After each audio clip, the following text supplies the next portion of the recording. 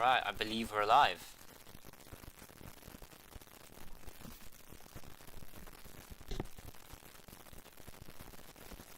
Yay! Yay!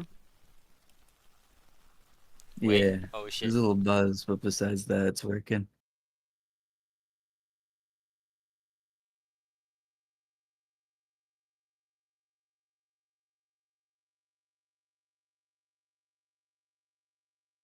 I think so, yeah, that's from something.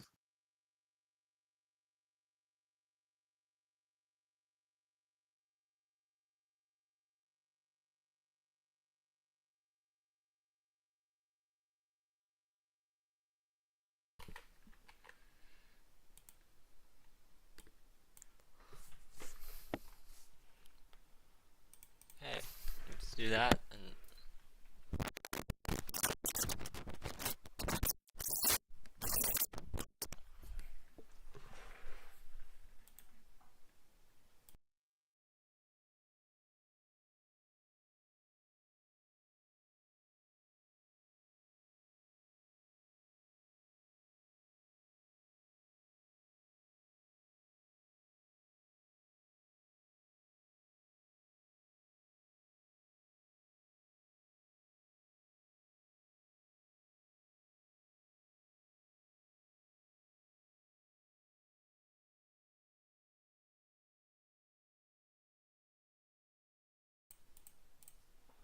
alright. I think everything should be working out right now. That's what. Okay, alright, we'll start. Okay, so hello everyone. Welcome to the second episode of VLR U Listening. For today, we'll be discussing mainly EMEA and China. EMEA, China, and Pacific actually. And for today's guests, we have just a special guest here. We have Angriabok, or Meghanea, who was supposed to be my dad ate my toes, but unfortunately he hasn't shown up. And we have Revoke, who is also known as Kniv. Just a friendly reminder that if you want to be on any future episodes about this podcast, you can just click the Discord link that will be in the description below after the live. And we always have a rotating cast, so we're always accepting new people. Alright, everyone. Alright, let's go. So we're gonna first view some clips of the week, and then we'll go into the EMEA power ranking.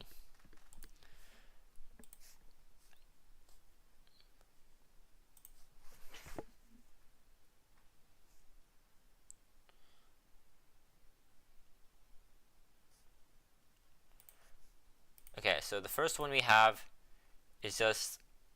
Oh wait, this is cooked. I posted a singular one. Singular one. Okay, gotcha. Found it. It's a great clip. Fail to determine content classification. That is beautiful. That is We'll move on then because that's a little unfortunate. But yeah, we'll just move on to the EMA power ranking, guys. It's a little cooked, but yeah. Thanks, but a little bit. It's all good. It's all chilling. All right. So, we have the EMEA power ranking here. What we'll do is that I'm gonna share my screen and you're gonna see it, and then we'll go by one on who you think the best team is. Right. Can everyone just click the live? Yep, I'm in. Yo, I'm on it! Can we start bottom to top? I think bottom top is going to be so much easier. Yeah. We can start bottom to top. Yeah. I think bottom top is going to be the easiest. All right. Apex bottom. Wait. They're gonna Wait. Okay. Whoa, We're gonna do the format is we're gonna go. I'm gonna say a place like 12, and then you give your team. Right. Alright. Okay. So for 12, what are we thinking? I'm Okay, thinking that's it, yes. because I'm thinking Apex. Is it I not think Apex is not 12. Whoa. I want to trust in Fluorescent, You wanna but trust? How is it not Apex? They've just signed one of the worst players in fucking tier 1 in Governor. You have Batu playing. Oh my god, man. This Apex team is 12. Flaw's gonna win you one map. No, Flaw's gonna win you one game, and that's it. Oh, One dude. game. They don't get more than 5 maps in this whole season. I think. No, sorry, 6 maps. Yeah. In 11 games, they don't get more than 6 maps. They win one game. This Apex team is probably going to be worse than DFM 2023. Crew 2023. This is a bad team. Okay. Governor is not the solution. We can put them in 12 for now, and we can discuss later, right? So for 11th, who do we have? Koi. It's Giant an X. easy Koi for me. Whoa, This is Giant X. X. Giant X. Okay, so we have a Koi, Giant X. What about you? Because I'm also thinking Koi. Meghana. Wow, Koi is a good choice. I will vote Koi for this one. Alright, and who do you have for 10? Giant For me, X. for Um, 10, I have Giant X and BBL. I also have Giant X. Giant X and BBL. What about you guys? 10 for Yeah, me. Giant next. 10 for me is BBL, yeah. Okay, so we can put BBL. Uh, I have BBL at 6. Ooh. question for BBL. Is there a way that some young team just come in the middle of split one? Because if that's the case, maybe that's a little bit higher. I think it's tough for me because like I want to put BBL higher, but like the top 8 is so tight. Like I think even if someone new comes in, I think it's gonna be tough for BBL to jump into the top. Yeah, I know what you Yeah, so Yeah, okay. because BBL have added Chiwa and Magnum, but they've minused Vac. I think the Chiwa editions are good at. I think from what we've seen of not Chiwa, the Magnum editions are good at. From what we see of Magnum, yeah, I assume he's gonna help with the calling. He's a very vocal player, and I think that will help what BBL need. I think that's what they need, and he's very experienced. Him and Yampi, two very experienced players in the tier 1 level. So I think it's a good addition to BBL, but I don't know, the top 8's so tight. Like if they can crack it, I think fair play to them. That's fair. Yeah. Okay. So how about 8 to 7? I have Apex and 7 through 8. For Mate, me, gentle mate. It's Gentlemates and Team Liquid. Yeah, and I have Gentle Mates as well. Mates. Okay. We also have Team Gentle Mates. Liquid. But Team Liquid. Team Liquid. Nah, I disagree. I don't think. Nah. Liquid's that Nah, bad. I don't think. Well, I'll put Liquid here for now because he said it, but I'm probably gonna move him. What do you have for 7? You're 7th or For 7. I have yes. Apex. Apex. I have Apex with Mates. Yeah, I have Navi in 11th, 12th. I think Navi's horrible. I think I have Navi. I have Navi here. Yeah. I'm I agree can for Navi. explain. Balex, what do you like about Navi? Yeah. Well, I think what I like is what Happy brought to M80, right? That is a consistent system. Now, I think Angel just needs to sit down and listen to what Happy has to say. Now, M80 played a lot of weird stuff, but they was consistent, right? Their Icebox was weird. Their Lotus towards the end of the split was weird, but they was consistent, right? I think that's the team that Happy's trying to build, right? So I think I saw that a bit with what they're trying to do in kickoff. Obviously, the double orb a bit stuff does not rock my world, but I think Happy's trying to build a system, right? You have good players, right? In Hero, you have Shao, who is experienced again, right? And the team of a lot of rookies, right? Koala Noob is one of the best Euros that we have ever seen, in tier 2. We've ever seen. And I think that's going to help in the Euro meta that we're in. So I think Navi for me is 5th, 6th, honestly. Like they are up there. I have put down to win, 7. Yeah, so I have a question for you. Why do you think that Angel has not changed his comps and played Angel's like one guy. horrible cringe comps? Yeah, let me finish. Why do you think he hasn't changed that through all of the different coaches he's been through? Because he's had 2 previous coaches before this one, and he has run the exact same comps and playstyle the entire time. He hasn't changed it once. Okay. So why do you I think Happy will be that difference maker? I think because when we talk about Doom Bros, I'm not going to I think Doom Bros was a great coach, right? I'm not going to talk about the other his replacement, but I think Doom Bros, like, I don't think that was Doom Bros' job on the team. From I don't know how deep it goes, but I don't think that was he was truly a very hands-on person. Now I could be smoking crack, and I could be just lying on my ass, but I don't think that was true. And when I think about Happy, right, this guy wants to do everything, right? I don't think half of the M80 team came up with that deadlock stage comp on Lotus. I think that was Happy and his assistant coach at the time, Gunther. So that's why I have more faith in Happy than to take control and really implement what he wants. And I think it's Angel's last year in my opinion, right? So if he doesn't comply, I think fucking Happy can just get him out the fucking door. Just get him out. Yeah. I mean, the problem I have with that is they had 2 months before kickoff and just nothing changed. Like, they still ran the same comps. It just felt so outdated for me. And on top of that, like, yeah, Koala Noob is good at Yoru, but he's good at Yoru for tier 2. I don't think his Yoru is actually that good. And Hero's also been super underwhelming for me, and I'm a Hero fan. So, to me, like, when I look at this team, I see, like, a rookie who's flopping. I see Koala Noob, who hasn't adapted to tier 1 very well. Angel, who's just is shit and can't aim. And so you have Ruxic and Shao, and that's it. And I don't think teams win 2v5s very easily, I also especially in EMEA. I also want to chime in on the Navis that the players, I feel, alongside with what you said about like Koala Noob and Hero, I feel like overall they tend to choke under pressure a lot, or just aren't very good, right? Because if you look at the Fnatic game, right, they were I think they were like 8 rounds ahead or something. It was something ridiculous, and then Fnatic went back, and it was not a pretty side.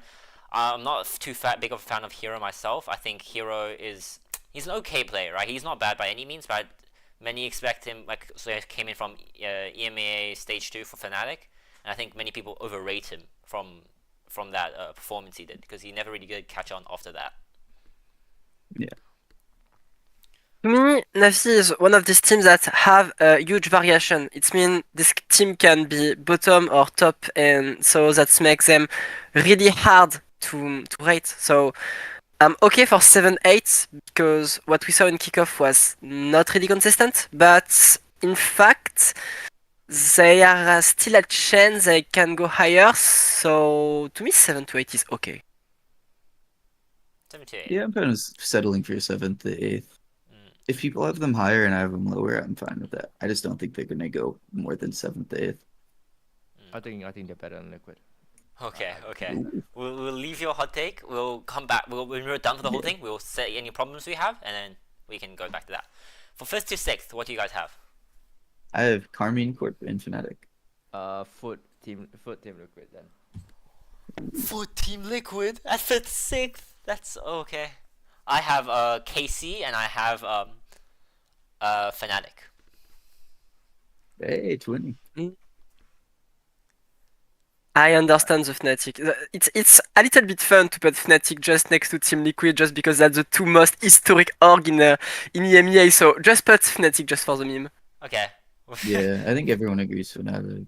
Or at Okay. least close to it. And so we named Carmine Corp, and then we named Foot. So I'm gonna put that there for now. Anything for 4? You wanna chime in? I prefer want to put four. Vitality in 4 because I really hate the fact they change a player. I think it gives a bad, feeling for the player. You have a good roster that did good in kickoff, and we didn't finish first, so that means we have to kick someone. So they all gonna think about who's gonna be the next one to be kicked, and maybe just train more their argument to not be kicked. That really train their aim, train their team plan, train their game plan, train the team spirit, the fighting spirit to never to always fight until the end of the game. And I don't think that's maybe a little bit toxic for the team. So maybe there are good reasons for the Safe was kick out. No, not Safe. It was Trex. Tix. Trex. Trex. Yes. Trex was kick out. If there are good reasons why Trex was out, we have to just say them now and say, okay, it was good. They kick them out because it was not that good. It was causing that problem or these things. Maybe it's information we don't have. Maybe it was something that everyone agrees on. But since we don't have the reason, I'm a little bit afraid of that. Does anyone know here why does Wastrex was kicked? Yeah, I- so from what I know, it was stuff outside the server. I think it was like attitude issues and him just not getting along with the players. And I also think that's the same thing that happened with Kamek on Team Liquid as well. Okay, so alright, I'm convinced. Gam- So Vitality will not be 4. It's okay. It's a good Gamble. reason. So if you look at I just added a link. It's from Vitality's ex-assistant coach. They talked about how uh, uh, safe and tracks as different game ideas, right, or how the game wants to be played. So it's the Reddit thread. The Reddit. Yeah. Okay. Am I blind? So Yeah, I found it. Yeah. Yes. yeah. Yeah. So that was my understanding on why I think that was right. The move was made. But either way, I think I agree. Vitality fourth, third. Like I just don't have faith in Faded.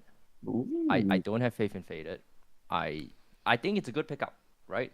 But you drop one of the best, if not a top 2, top 3 initiator in EMEA for a tier 2 guy who I understand, he might have done very well in trials. But if you look at the Google Doc link again, I linked 4 performances from Faded in his TSM days.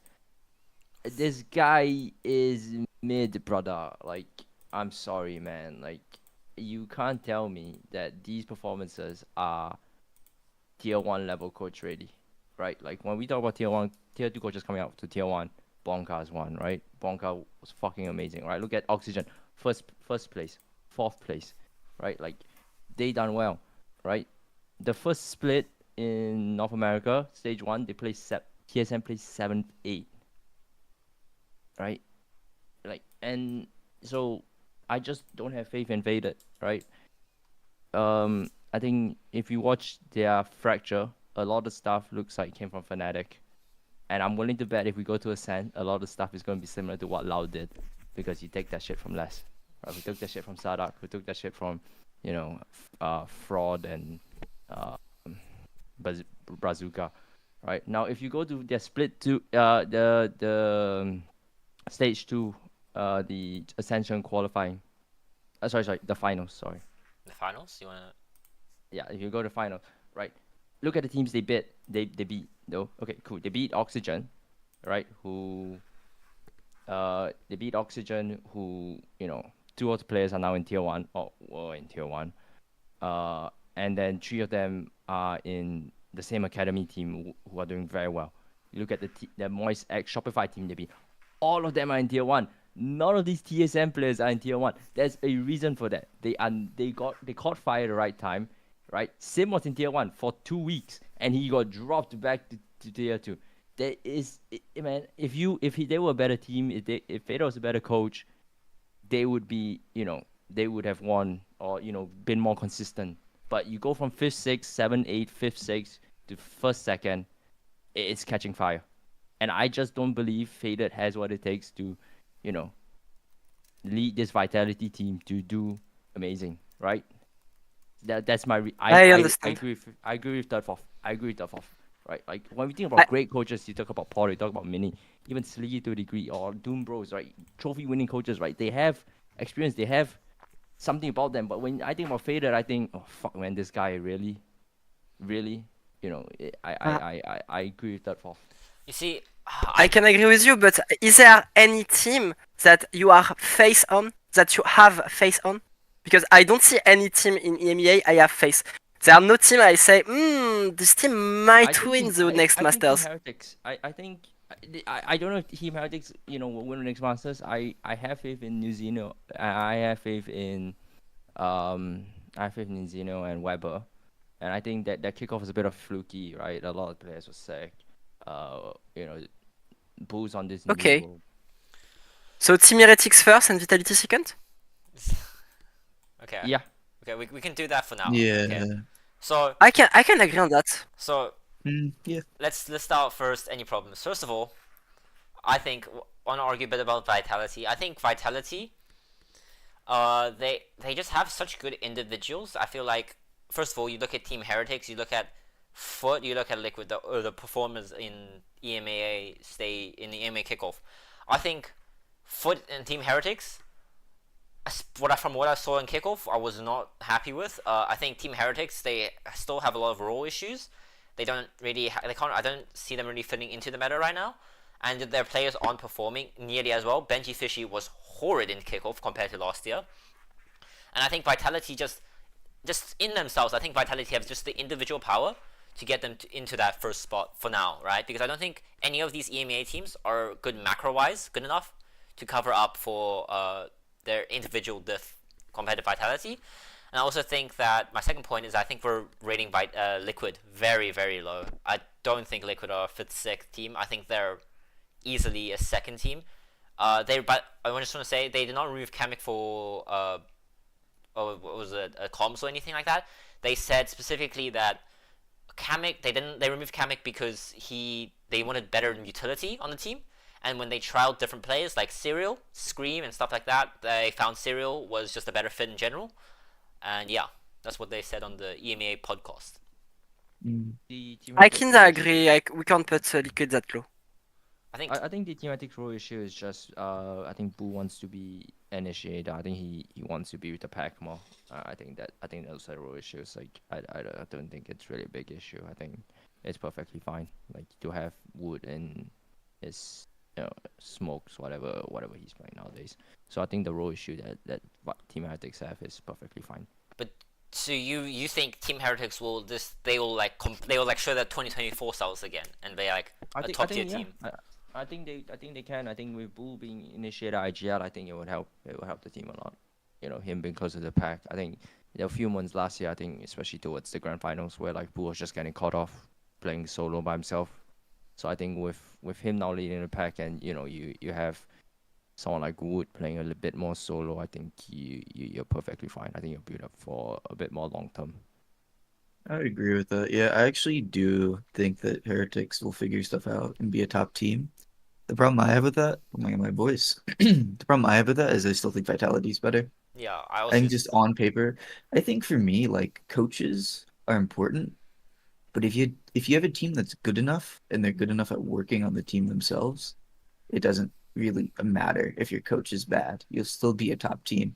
And with how much individual talent is on Vitality, especially adding Saivov, who's just nuking in tier 2, I don't see a reason why they wouldn't be a top team. And another thing to note as well is like, this is just me glazing a bit, but Vitality has really consistent good utility. And even if they have comp changes, I think Kix is, in my opinion, one of the best initiators in the world, if not like top 3. And people will argue with me on that. But if you look at his assists per round and his util and his positioning in his games, he is the reason Durka is getting kills. He's the reason Safe's getting kills. He's the reason anyone gets kills on that team. He has insane stats. And I think if anyone is a fan of Sassy in here, you're going to like Kix if you pay more attention. He's a really good player. I also want to add on, I think Vitality players also really thrive off the fact that they're all vocal players, right?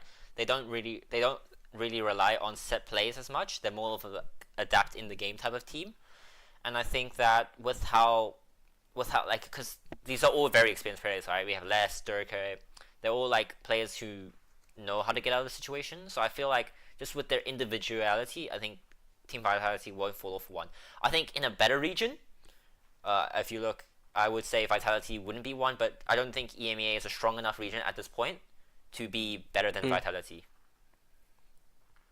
Okay, gentlemen, let's vote. So I put Vitality. Who's voting for Vitality? I'd put Vitality That's it. first. I put Vitality second, third, fourth, either anything not first. I abstain. I let you just rule that, the 3 of you. Okay, so since majority votes Vitality, I would put Vitality in 1, Heretics in 2. Let's sort out Liquid. So I think the third. I think Liquid I would put Liquid at 2, but I understand that the argument that Heretics can wake up, they can be very good in 2024. So I won't push Liquid up higher, but I think Liquid at least 3. What Yeah, have we I'm seen? agree with that. What have we seen from Liquid to say they're better than Foot, KC, Fnatic? Okay, first of all, I think first of all, KC, they're really inconsistent. They played one good series against Vitality, and everything else they fell very flat. I think that Ink and Sadhack, they can cook together, but I just don't think it'll be ready in stage 1.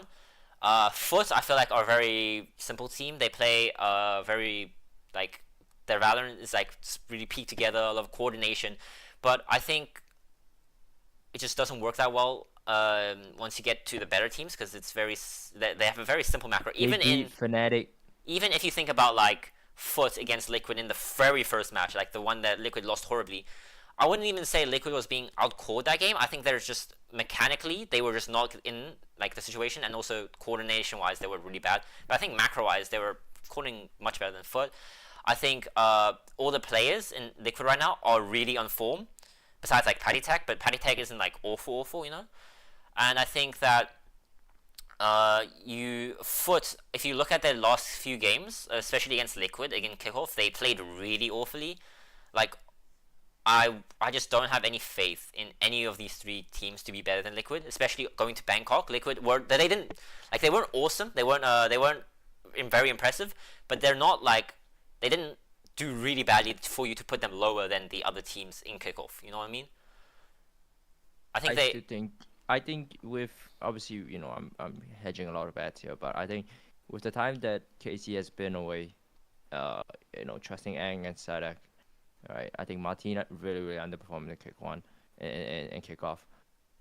I don't see how Team Liquid beats them or like can place higher than them. Obviously, you know, groupings matter, but like this KC team is built for success, right? This Team Liquid team, you know, they caught fire at the right time, and fair play to them, right? So I think in my head, right, when you talk about KC, you think about you think about Sadak, you think about how, you know, Sadak's gonna really help improve this team. I just, in a best of 3, I don't see Team Liquid beating KC. But I mean, KC lost against a much worse team than Giant X, and like the what was it called? They lost again. They barely beat Na'Vi in the first place. I think KC had a really lucky run against Vitality, and I think Liquid have just shown much more. And you talk about built for success. I think, first of all, none of these Liquid players are bad right now. You can say in Kickoff they weren't really a outshining team, but you look at Kiko, he, first of all, amazing in Kickoff. Yeah. You look at his Bangkok performance. Yes, he was not nearly as good in Bangkok, but in Bangkok he still played phenomenally, right? And he was playing against some of the best players in the world, and he still performed to a good level. He wasn't negative in majority of his series, from what I remember. And I think you look at Cyril. I think Cyril is. I looked at some of the VODs he did. He's an incredible player in general. They are confirming that Cyril is going to the Initiator, and Nas will be going to Sentinel, and then occasionally they might switch it up.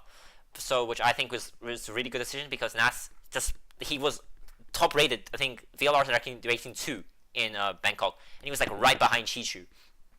And that's also with them losing really badly to like G2 and EDG.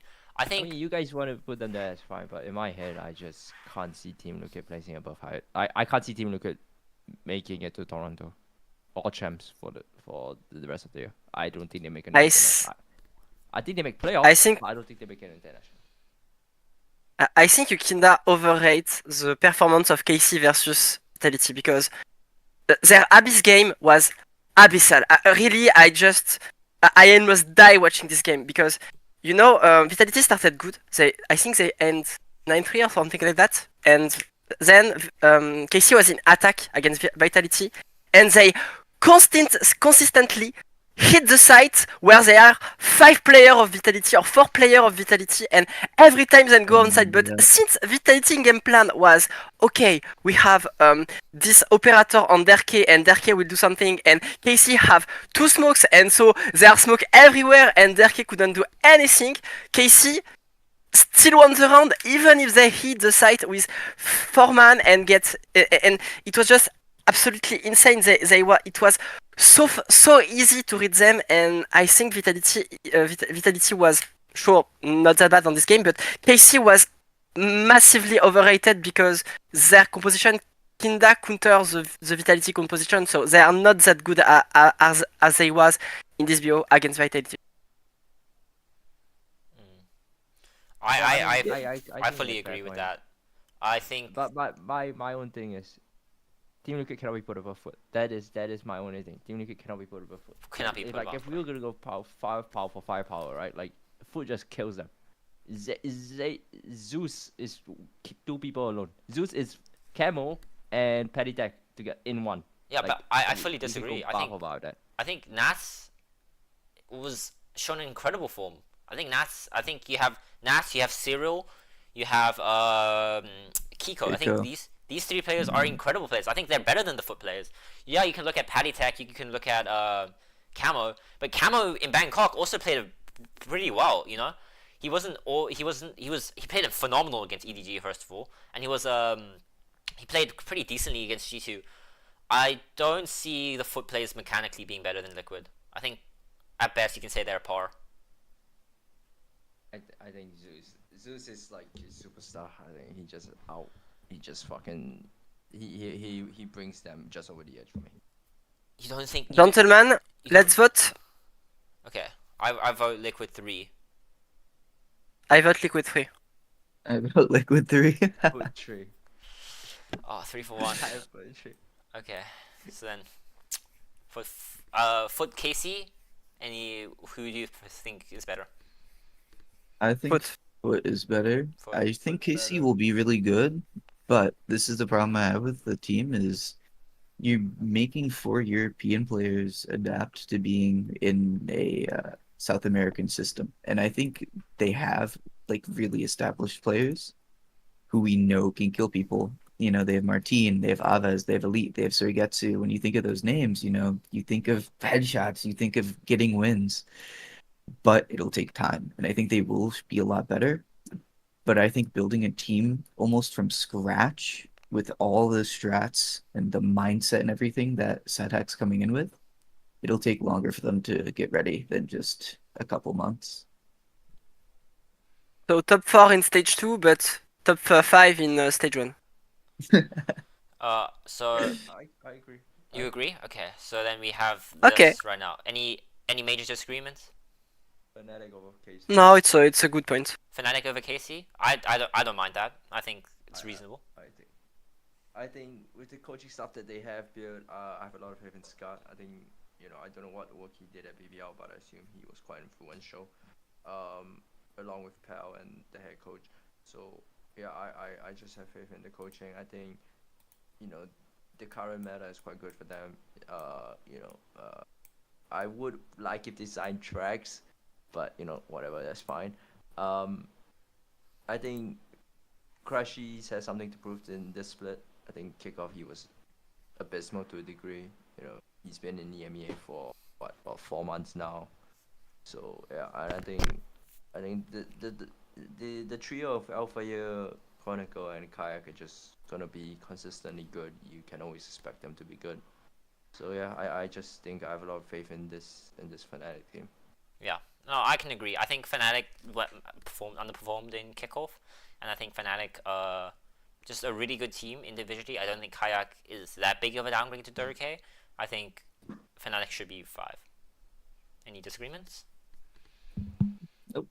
All right. So then we're done with this section, I believe. Wait, Anything else? Oh, real quick. I have one more comment. yeah, go for it. I have the exact same tier list, but I have Apex in 7th to 8th. No. And I can explain why. Give me a second. I know. First off, first thing I want to say is I'm going to give credit to Foul because he found a lot of really interesting things. He found a lot of really interesting comps. So first off is that Apex has a lot of really, really, really like widespread players. They can play a lot of agents, which is really useful in this meta because you have weird comps, you have deadlocks, you have vices. And because they have players who are extremely flexible, they can play a ton of different comps. And the other thing is the map pool right now is really good for opping, and Floor is an insane opper. And if Batujnax, or however you pronounce his name, can get used to whatever role he's on, which I'm guessing will be Sentinel, I think this team could actually be very scary. And yes, Governor is not a good shooter, or at least he wasn't in Pacific, but he fixes a ton of role issues the team had and pretty much makes it so they can play almost any comp. And because he's a young talent who can shoot, if he plays agents like Chamber, he can just destroy other teams while Floor is holding it down with the op. And I think there's potential for this team to be really good. And they can run comps like on Icebox. Batusian X can play Yoru or Chamber, and Fracture Governor can play Raze, and the Floor can jet for a double dive. They could play Isu Yoru on Haven. On Lotus, they could have Breach, Fade, Teho, Chamber, Cypher, normal comp. They could run the EG split comp because of how flexible their players are. And just in general, yes, the players on the team aren't that inspiring when you look at them on paper. But the thing with this game is there are metas, and you can catch people off guard and win games just by playing crazy comps. And I think they have like massive potential to do that with the changes they made. Okay. And pretty much all of that is from Fallon. Full credit. It was crazy. It was a lot of really good research. So I have I want to believe. I have two major problems with this. Okay, first of all, I think the saying Battlenex would be good on Sentinel is a bit weird because I think Battlenex was, first of all, I looked at his Sova games. He's the worst Sova I've ever watched in my life. Exactly. till That's you why see they're Governor. swapping him off. Wait till you see Governor. Wait till I see Governor. I think all three. I think Fluorescent, Battlenex, and Governor. These three guys.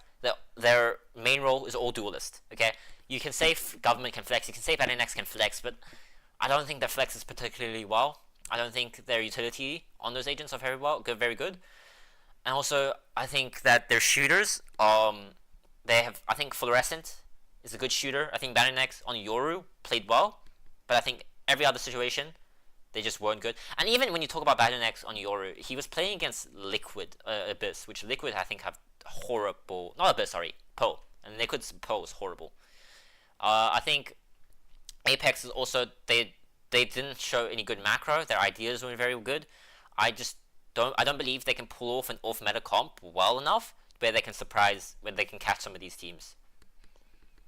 What about a compromise and put them in 10 just before No. GX? No. They're not. To say they're in 10 means they win at least 2 games. They don't even win 1 game. No! they That means win- they only win one Totally. game. No, Koi wins more games than them. Koi wins more games than them. Disregard. What's My their- issue with Apex is very simple, right? That's even before this governor thing, right? You had Hype who played Sentinel. All right, fine. Batu was a dog shit Sova, right? You look at his stats pre-Apex as well. He was a dog shit initiator, right? This pickup made no sense at all. I don't know what he showed you in trials, but this pickup made no sense. And I got people telling me, oh, but his team at S2G was not very good. Fuck that, bro. He was still a dog shit initiator. I don't care what anyone says. Now you pick and bro, Hype was rubbish. This guy was caught out in the open with util in his hands, looking like he doesn't know what game he's on. He looks like he had dementia playing. Now you pick up Governor, whose stats are worse than Hype, playing Duelist. You have no hope with this team. You have nothing.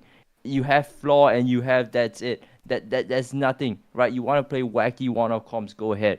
But these are tier 1 teams. They're going to pick up on what they can abuse very, very quickly.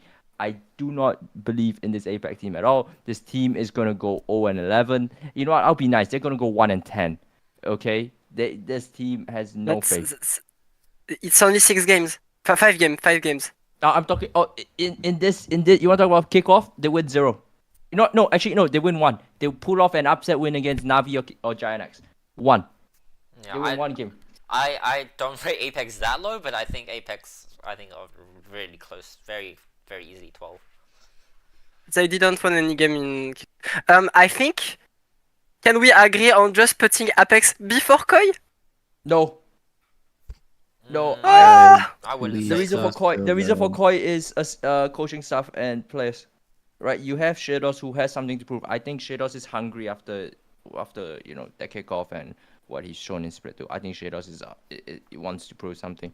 I have full faith in Gorilla and Comet. I think I was watching a stream and they were talking about how they kickoff was just not a good format for them and the map pool they messed it up, and I have full faith in them to fix whatever issues they have. You pick up Flyer, who I think is he's still quite young. and I think with experience he's going to improve. And I think in 3-4 months in EMEA, teething problems are gone. I think this team has a lot to prove. Grabinho is someone who after split 1 last year, I said he should have been dropped, but this guy proves me wrong in split 2. So yeah, this team has a lot to prove, and I don't see that. Even in the best of 5, they're not beating Koi. We could play this map 100 times. They're only beating Koi once. Nat, you are the guys that have to break the tie. Yeah. Okay. I think I'm rating Koi as 11th and Apex as 12th. I don't see them beating Koi. I fully agree. I think Koi's individuals far outrank Apex's. Darn. Alright, so that's going to be EMEA's power ranking. We'll be moving on to EMEA's first match, which I believe is Vitality versus Giant X. And 3, 2, 1. Giant X. Okay, almost a clean sweep. I thought Vitality guarantee going to happen, but special guest, you want to infer why he picked Giant X? I just have no faith in Vitality, and I think the roster change, being this late, I think Giant X might be able to pull out something secret here. Just a quick one. Smash and grab, get to nail, get out, I think that would be the game plan for Giant X. And I think I have more faith in Purple to step up. I think Purple One website, they didn't really have the best kickoff. I think they can definitely do a lot better, and I think they will have something to improve. I mean, for me, with this team, is with Giant X is like, it's just odd. I don't know. Making Cloud IGL when he was already such a good player, and he didn't fall off a ton individually, but he just wasn't that inspiring. Is just such a weird idea. And then you have Runner, who's supposed to be the IGL, who's just not playing well when he's off of it or on. And then you have Westside and Thomasy. And Westside, like I keep hearing he's this crazy aimer, but I watch him and he's just not that good. And Thomasy obviously has been inconsistent for me. So it's like Purpo, maybe Cloud, and the rest of the other players are just kind of okay for me. We gotta remember this is Westside's first. That was like his first ever month in Tier 1 play, right? He had these wow moments. Obviously, the stats he was, throughout the whole of VCT, he was a sub 30% player. But like the wow moments is what gave you faith that this guy has it in him to be more consistent. I saw what they were cooking on one of their first games. Like I saw why they picked up Westside. Like I doubt this guy, and after that I'm like, okay, cool, right? The stats, the stats tell me he's not the best, but like outside of the stats, when you watch him in some clutch situations, when you expect him to get 1 and he gets 2 or he gets 3, like this is why they picked up. I mean, yeah, but even that, like even then, you have Purpo, and then you have Thomasy and Runner who are just useless. And Cloud's IGLing, in my opinion, has been like super mid. Like it does not look inspired. I mean, you can be a smart player, but I don't think that automatically translates to you to be a good IGL and a good leader. And I think his leadership and I think his actual like calling in game was just a ranked game. Just some dude being like, yeah, they had 3B that round, so we're going A this round, guys. They had Cypher set up B. That's just what it felt like. I think for me the only reason why I do pick is because of the just shock factor, and this is a pickup from a week or so ago. So yeah, I don't know how much time he's been integrated into Vitality, and I just think easier to sit. It's just a free win for fucking Giant X in my opinion. Okay. So if you want to start your year off on a win, wait. So if I were to give you a percentage on how much you think they would win Giant X, what's the win percentage? Giant That's X beat exactly Vitality? the question. Giant X beat Vitality? Yeah. Yeah.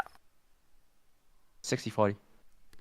You think they're favorites? Oh, I think yeah, in my head they have a chance to beat Vitality. All right. That's a very interesting take. I don't think there's too much to add. I think Vitality are an amazing team. I don't think their sub will affect them too much, and I think Giant X I think I need to see something before I can really believe in this team. But yeah, we can move on to the second match. Best I can give is 10%. 10%. Oh, I would give Yeah. Giant X 30%, but well, I'd give Oh. Giant X like 25. okay.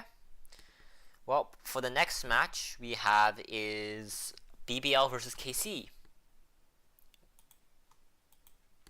This is gonna be a really interesting match. Oh, I'm the only one to go BBL.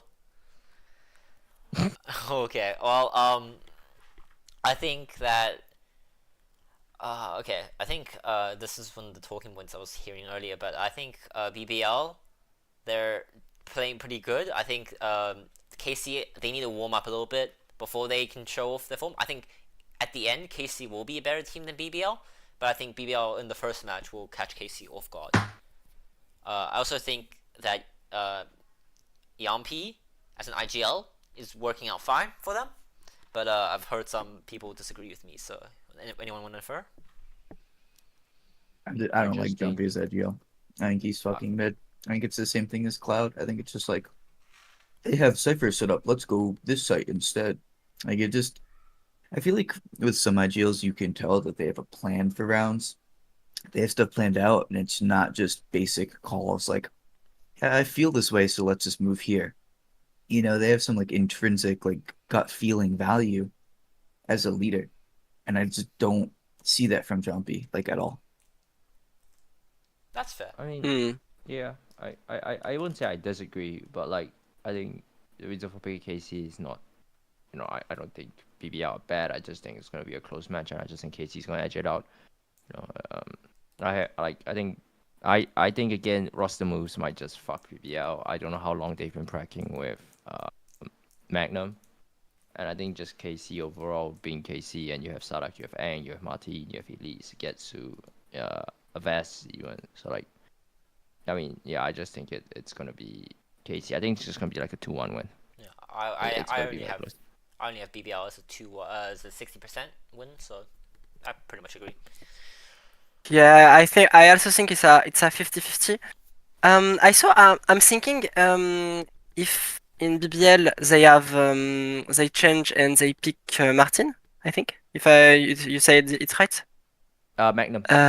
Magnum, yeah, Magnum. It was an ancient player of KC. How do you think it can affect the, when a team knows a structure, they know they work. Revenge game. Yeah, do you think it can help or not? I don't know. I think Magnum's a very level-headed person. I don't know if he's gonna want revenge, but either way, I think Okay. yeah. I just So don't know if it will affect him.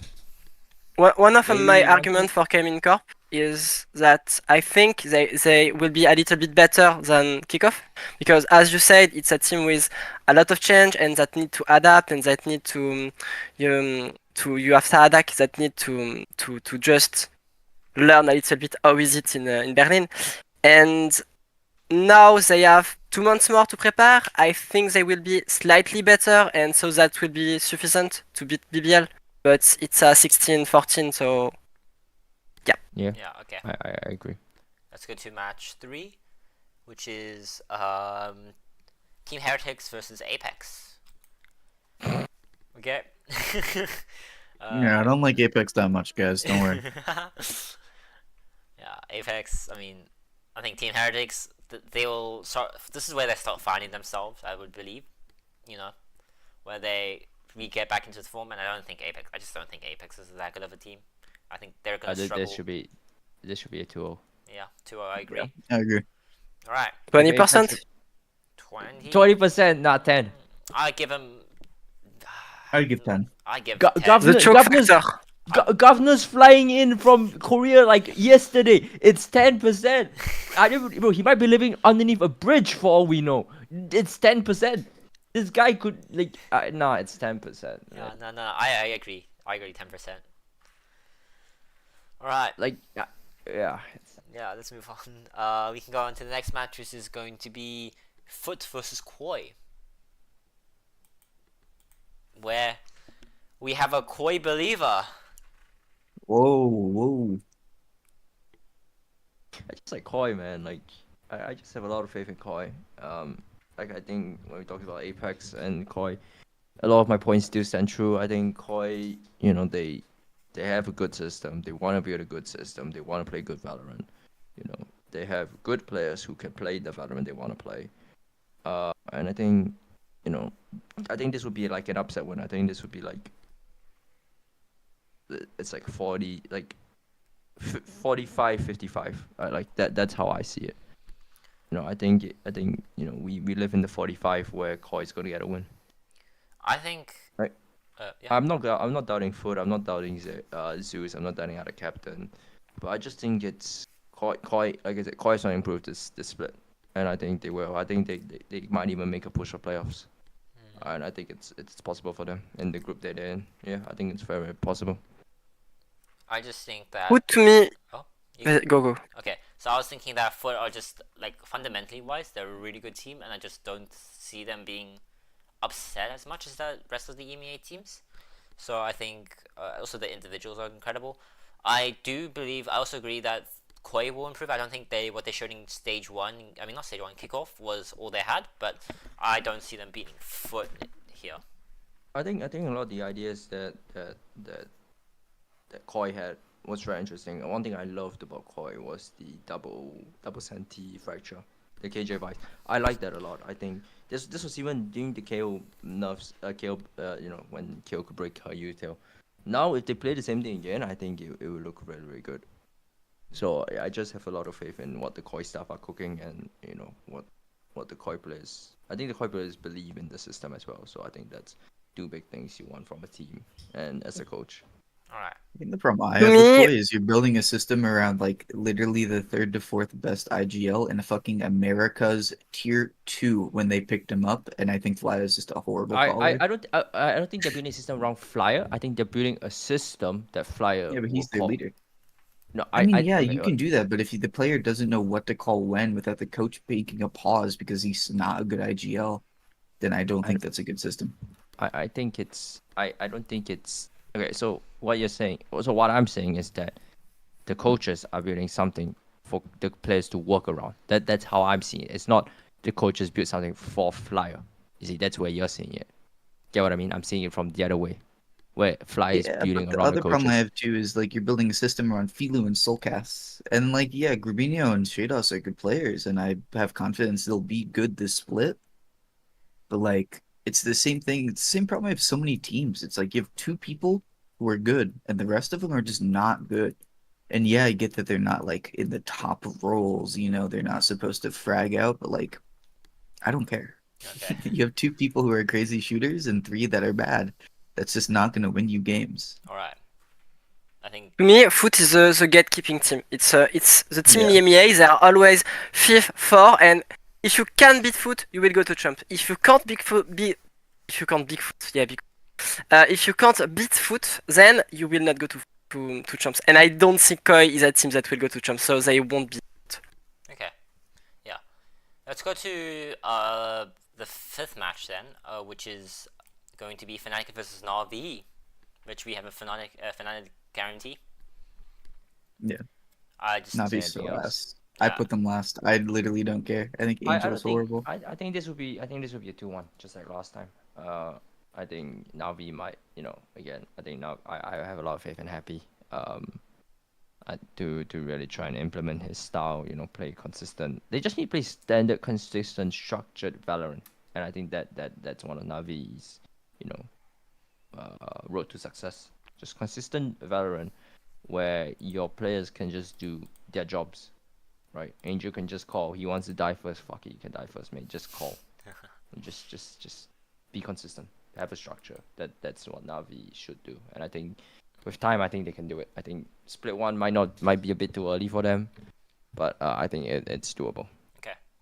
Let's go into the last match then, because there's nothing too much to say about this one, which is going to be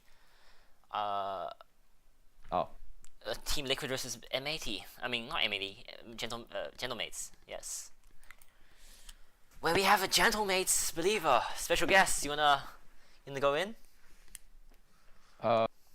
I don't know why they exactly dropped Robbie BK. Maybe the fragging, or I don't know. I heard rumors he was gonna go to Vitality. I don't know how true that is. But I think I trust the general mate staff to make the right decisions, and I just have no faith in Liquid, man. I just don't see what people see in this team. Like, honestly, I sure they did well in Bangkok, but it's a lot of individuals, and like I don't see what people see in Pad Attack. I don't see what people see in Camo. I don't know much about this serial guy. For all I know, this guy could come in and look like Aspas. But for all I know, this guy could also come in and look like, I don't know, just the worst player in the EMEA. Like, so I just, again, no faith in Team Liquid. I know what I'm gonna get with Kamek. I know I'm gonna get, right. He's gonna be fine. He's gonna be average, and I know what I'm gonna get from the rest of the Generate team, and I know GoCat and GoCat's gonna do a very good job. Yeah, I mean, Click mini IGLing, I think that's gonna be very interesting as well. But I think they have something there, and I think I think if I had to put it in percentage, I put 65-35. Oh, okay. I would put it 65-35 Liquid. I actually really like this Gentlemates roster, and I think they could upset early. I think the Robbie BK removal could be like a mental nuke for them. But I mean, they have really talented young players, and if mini IGLing is actually good, and they have a good like underdog mentality, they play with no stress, I think they could win it. I The think problem I have with that team though is like they had 2 to 3 players a map who would play well, and then the others, like the other 2, would actually just like fucking go 6 and 17. So I it's just think they need to all the- play. The one performance I think about is the one against Team Heretics on Abyss, right? Like they show you they can, play with the big guys. And to be fair, Team Heretics Abyss fucking suck, man. They should thank the gods that map is out of the map pool. But yeah, I think honestly this Generate's team has showed like they can, rock with the big, the top EMEA players, and I think this should just be this should be a win for them. Wouldn't say it's like 2. I think it'll be 2-1. Okay, so here's my 2 cents on it. I'll be pretty quick and then wrap up this section. But Team Liquid, first of all, I think that Nas has proven his ability to frag and his ability to IGL. I think Liquid, they don't have the best IGLing, don't get me wrong, but I think that Liquid they have a pretty good understanding of the game. They play pretty well together.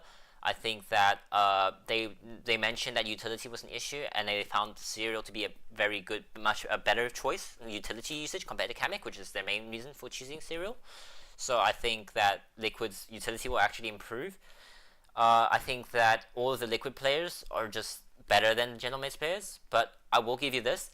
I think Liquid only have a 60% chance to win, but that's because their two best maps, Abyss and Bind, are moving out, and their 2 worst maps, Lotus and Pearl, are staying in, which is why I would give Gentlemates a 60% instead of like a normal chance where if it was the same map pool, I would give Liquid maybe same like time to prep, right? I would give Liquid like probably an 80-20 against Gentlemates. I'm just very high up on Liquid compared to, I guess, what you guys are. Yeah, I'm also on the 65-35 for Team Liquid. I don't know who I replace, but I like the bet he did, so it's pretty easy to replace him. Thanks for the bet. So yeah, Liquid is still at top 2 in EMEA team. They wasn't ridiculous in kickoff, and made have already a lot of things to show. So yeah, I'm still on the Team Liquid for this one. So then, I want to thank special guest and Revoke for coming onto the, and also Angry Bok for coming onto the EMEA section. We'll be talking about Pacific next. Yeah, thank you guys. Yeah, thank you for having me. You're welcome. Oh, good. Okay. Pacific is with these 3 people. Wait. Give me a second.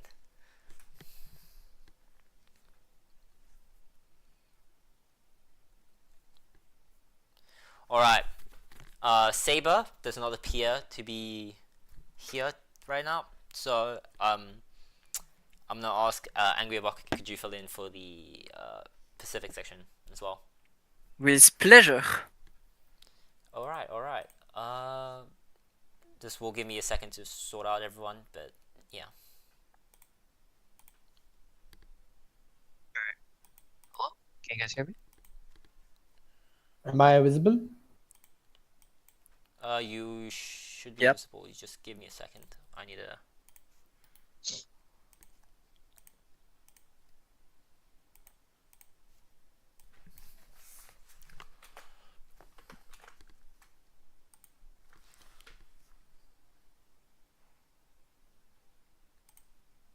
Oh, wrong person.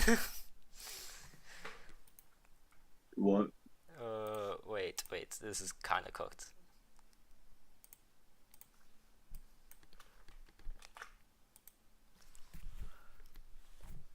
It's so funny because since we don't see in the Discord call the bet we did, and I have to replace. I'm like, I have no idea which one I will have to defend, so it's pretty funny. All right.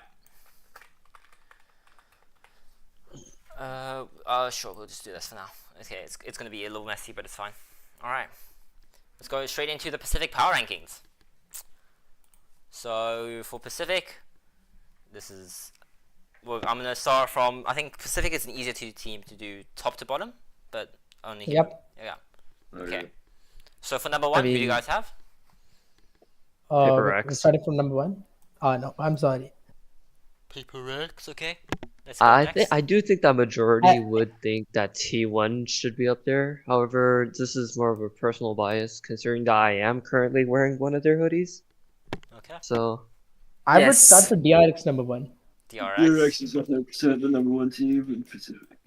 Oh, I think T1. I Let's think go. T1 right now, but I think I T1. think- Okay, maybe not Alright, 100% These of my three board. should be the Wait. contention for number one those spot. three are the big three. They are the top three. That's Yeah. basically set in Periodic. stone. Okay. We can leave this C in top three right now. Discuss later. But who do you have in four then? To be Genji. fair, yeah. But Yes. are you really sure you put PRX first, in the top three? Because No, I I put them don't first. think they will be top four. I don't think they'll be top four either. mean- But I mean, as I said earlier, it is tied into personal bias. I mean, I love PRX, but top three is Okay, very be honest. generous. Like they played bad against DFM, but that was one game. Like surely they don't play that bad again. oh wait, There has Yeah, to be exactly. a generational fumble. wait. There is no way that happens again. I mean, they were also playing shit last year, so this is like an ongoing trend, no? Wait. I'm trolling, guys. And Saber is in the call. I've completely missed that. Oh. Oh. So Saber, I let you my place with pleasure. Yes. We'll get. Are you Saber. here, Saber? Yeah, I'm here. Yeah, we'll get Saber. Perfect. Bye bye. Bye. Right, bye. ya. Bye.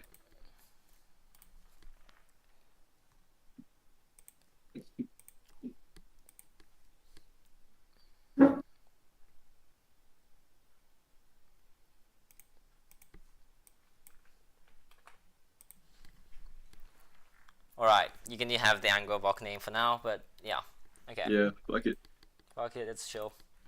So, I think PRX, I don't think they're top three. I think Genji are top three, but Yeah. I don't think they are after the roster moves. I think Genji and PaperX should be fighting for that third, fourth place okay. right now, as it stands. We can At put least it with the current roster changes. we can put it there for now then. Who do you think are fifth I and can sixth? agree with this. Fifth and sixth. for I me.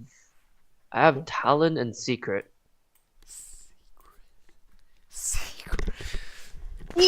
Secret, okay. I have Talon and I have Nongshin. Oh, sorry, not Nongshin, RQ. I think fifth, sixth can be taken by any one of these teams except two of them. Actually, three of them. Yeah, yeah.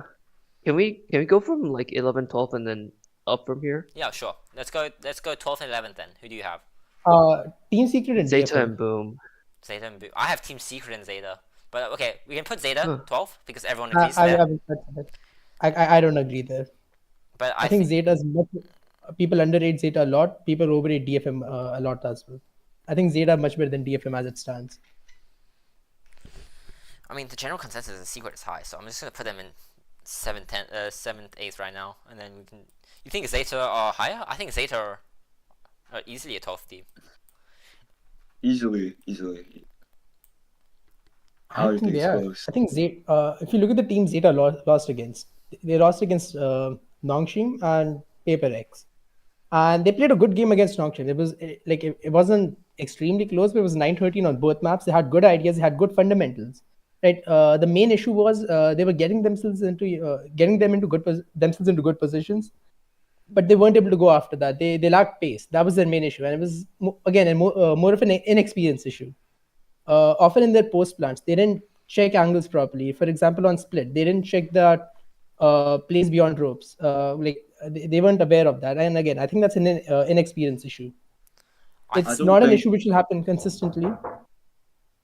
Oh. And I don't think you should, rank them based off that. I think the problem is Zeta lost to a very weak PRX. I don't think Zeta will be anywhere. Like, they didn't even just lose to PaperX. They got destroyed by PaperX, who then got destroyed by DFM. And I don't think DFM are that good of a team. I don't want to count that game. Listen, okay, sure, there's a bit of personal bias. I like PaperX, but apart from that, that game was generational bad. Like, it should not count. And they didn't lose to a bad PaperX. PaperX was still playing good. And Okay. Again, I'm not saying they're extremely good, but I'm saying they're not 11th, 12th. I think they should be above DFM as it stands. Yeah. I think DFM is the worst team in APAC right now. I'd put them to. You think after DFM's performance, you'd put them that low? I'm gonna throw in a little bit of considering that we're talking about stage 1 right now. In Group Omega, it's T1, Talon, Nongshim, RRQ, Zeta, and Team Secret. I can pretty confidently say that Zeta's gonna be one of the bottom feeders of this group. Hence, like the 11th to 12th place for me, at least. I agree. I don't think Zeta will be higher. And I don't think playing good Valorant against Nongshim is like that impressive because they play a very unique style with the DMB Neon. Yeah. That's like an outlier. Yeah, okay. Then we can keep Zeta in here then because we have majority agreeing. All I'll say is I disagree, but let's move on. Yeah, okay. Okay. So, for the 11th spot, it seems to be contested between... Who do you guys have? 'Cause I think you should put Team Secret there. I agree, but we had a secret, top 5? Top 6? Okay. I should put yes, DFM yes, number and 1 also kind of no. Originally I had Secret, Nongshim, GE, and RRQ all in the 7th to 8th tier, even though it kind of doesn't work like that, in a sense where I feel like all of those teams have a really good chance of making it like barely into playoffs, if you know what I mean. And then also considering that the game that literally just finished. Wait, can I spoil it? Oh yeah, what just happened? Well, I didn't watch Okay, it. so basically, G kind of stomped a little bit. DFM weren't playing very well. They were relying a lot on individual like clutches and stuff like that, like May getting 3Ks, Akame hitting shots, stuff like that. And then honestly, G was just better in general. Even if you look at like map 2, the score was a little bit closer, like 11 to 13. You'd think that it's maybe a little bit close. All of DFM's rounds were really just like individual rounds compared to G's that was more like team oriented in a sense, I guess. So I would bump G up a tier because of that. I'm down for putting Boom 11th, DFM 10th. Yeah. I'm so down for that. Boom looked pretty good though. See, I think Secret are 11th, but wait, Fal, let's get your opinion. What do you think Secret are?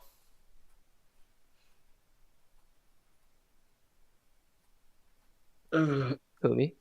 Or yeah. Can I show something about Team Secret? I sent a link in the Google Docs. Can you check that? Which one do you want me to open? The last link. This is. Okay. This is a game against RR2 they had. And it just shows you how Team Secret played in general. I think these two rounds perfectly summarize their entire tournament. Which rounds? 246. 246. Okay. Yeah, round 14 and round 15. So round 14 is an anti-eco. They won the pistol, and they have a somewhat decent strat. So how this round works out, they set up Jeremy B. They go back to the Killjoy is holding for mid and A main, and they just have like an alright plan. It works. They Maybe not the insert hottest Jeremy. today, They but hold. an opportunity. They see you'll see in a while. Then Monet pushes out of A and gets picked off. And based on that, they make a good call. They rotate to A. Unfortunately, RRQ stack incorrectly. They go to B and they win the map. Okay, it's a pretty clean anti-eco. Like it's good stuff. You want to see this? Okay. You can skip ahead a bit. Yeah. Okay, plays out really well for Team Secret. Oh shit! I fuck. Oh Oh, wow, shit. yeah, that's Wait. Yeah, I no, was locked out. Oh, okay. So you think I can skip this round, right? yeah. You can go to the next round. It works pretty well for Team Secret. Okay. Now this round they try the exact same strat. They'll try to set up Jeremy. Last round what RRQ had done was they had portrait sheriffs, so they know for a fact they have light shield. So they try for the same strat. That was just an unfortunate head glitch. They keep going.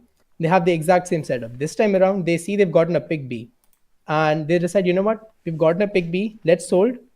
We wait for any A main pressure. There is no pressure. They decide to hit B. RRQ based off last round send one more rotator to A. So they're hitting a side with two people, right? They've done pretty well. You can skip like 10 seconds. Sure. Okay. Again, these are good calls. This is why I think Jesse Vash is still a really good caller. They've put themselves in an incredible position. They should win this round. This should be a bonus converted. And look at what happens next. They don't fucking exit the smoke. Unk is still in smoke. He's too far away. And this what happened the entire tournament. Team Secret got themselves in really good positions. And then their micro is so fucking horrible. They could not trade properly. They weren't in the right, like, they are in the right positions, but you still have to shoot. You still have to, trade your team. You still have to be with him. You still have to walk forward. And this entire tournament, they failed to do that on a fundamental level. They were just bad. And it's not like, they don't know how to play maps. They know how to play maps really well. They had good setups on defense as well. But once their setups got figured out, there was no plan B, nothing to play off that. And this issue has persisted since last year. They had good setups. They have, good understanding of how to play maps. And then they just fail miserably when it comes to their micro. And they've kept the same roster. And I don't have any faith in Team Secret that they'll actually improve upon it. They'll still play the same style of Valorant. They'll still have terrible micro, good macro, which is odd for a team. But I have zero faith in this Team Secret roster. There is no way they should be, they're beating any of these teams with the way the game is being played right now. In fact, Zeta, you look at Zeta versus Nongshim. I don't have a clip for that, but Zeta had such a good micro. They were playing off each other so well. Their trades were always there, much better than DFM. They were, if I have to describe Zeta division, they played like a mini version of Crew, kind of like a death ball going around. And that's why I have Zeta above DFM. DFM relies too much on individual plays. If you consider my points, we should put DFM and Team Secret 11th and 12th. 11th and 12th. Okay. I mean, I'm down for just keeping it like this for now because we did have people rate Team Secret highly, but I don't think they should be higher than 10. I'm down to do whatever for the last score, bro. And thing with Wait, Boom hold is on. they had a good map against Steven, the game 1 and the game 2, which is again they lost to Nongshim, and they still won a map off them. They still won their bind, so it's sure the bind is going away, but they have good ideas. They're experimenting. They're creative with their ideas, and I don't think based off that we should put them in 11. They've clearly shown better skill than both Team Secret and DFM. All right. Are we going based off the split one bracket, or are we going based off like just skill Just level at skill this level, point? skill level. Skill level, yeah, I think they should be above DFM. If it's just skill level at this point, I can see where you're coming from to move DFM down. Me personally, I would still probably have Secret around like either 7th to 8th or 9th to 10th, somewhere around there, because I do still feel like they have a decent chance of making it into playoffs. just in a straight up head to head with some of the other teams like RRQ, Nongshim, GE. Listen, Yeah. RRQ has a really good understanding of how most maps work. If Team Secret make it to playoffs, something horrible has happened. One of these teams probably got food poisoning or someone died. Like there is no way in hell Team Secret is making playoffs. Okay. Okay, I mean, we can stick with. So you want to move Team Secret down? Is that what I'm hearing? Yeah, and I'm gonna move Boom up. Move Boom up, Team Secret down. Are we in Yes. favor? Yeah, sure. You guys Sure. should be. I can agree with that. Okay, sure. Then we'll keep it like this. DFM, I heard, was a pretty strong spot over here. No one wants to move him higher. So we can move on to the next teams, which are around Global Esports, Nongxian, RQ, Talent. And I think Global Esports are the weakest out of the four. I haven't seen them play against any of these other teams, so I'm not 100% sure, but as of right now, I do think that Nongshim's pacing would run them over a little bit. Not too sure about RQ, but I think that Talent it's just a guy diff. Yeah. I actually have a question. Is this supposed to be just week 2 or the entirety of stage 1? Entirety stage 1. Entirety of stage 1? Okay, I think Nongshim and RRQ will start off strong for stage 1 at least, but Talon and Global will catch up as it ends, and they will rank higher than both Nongshim and RRQ. I actually feel that.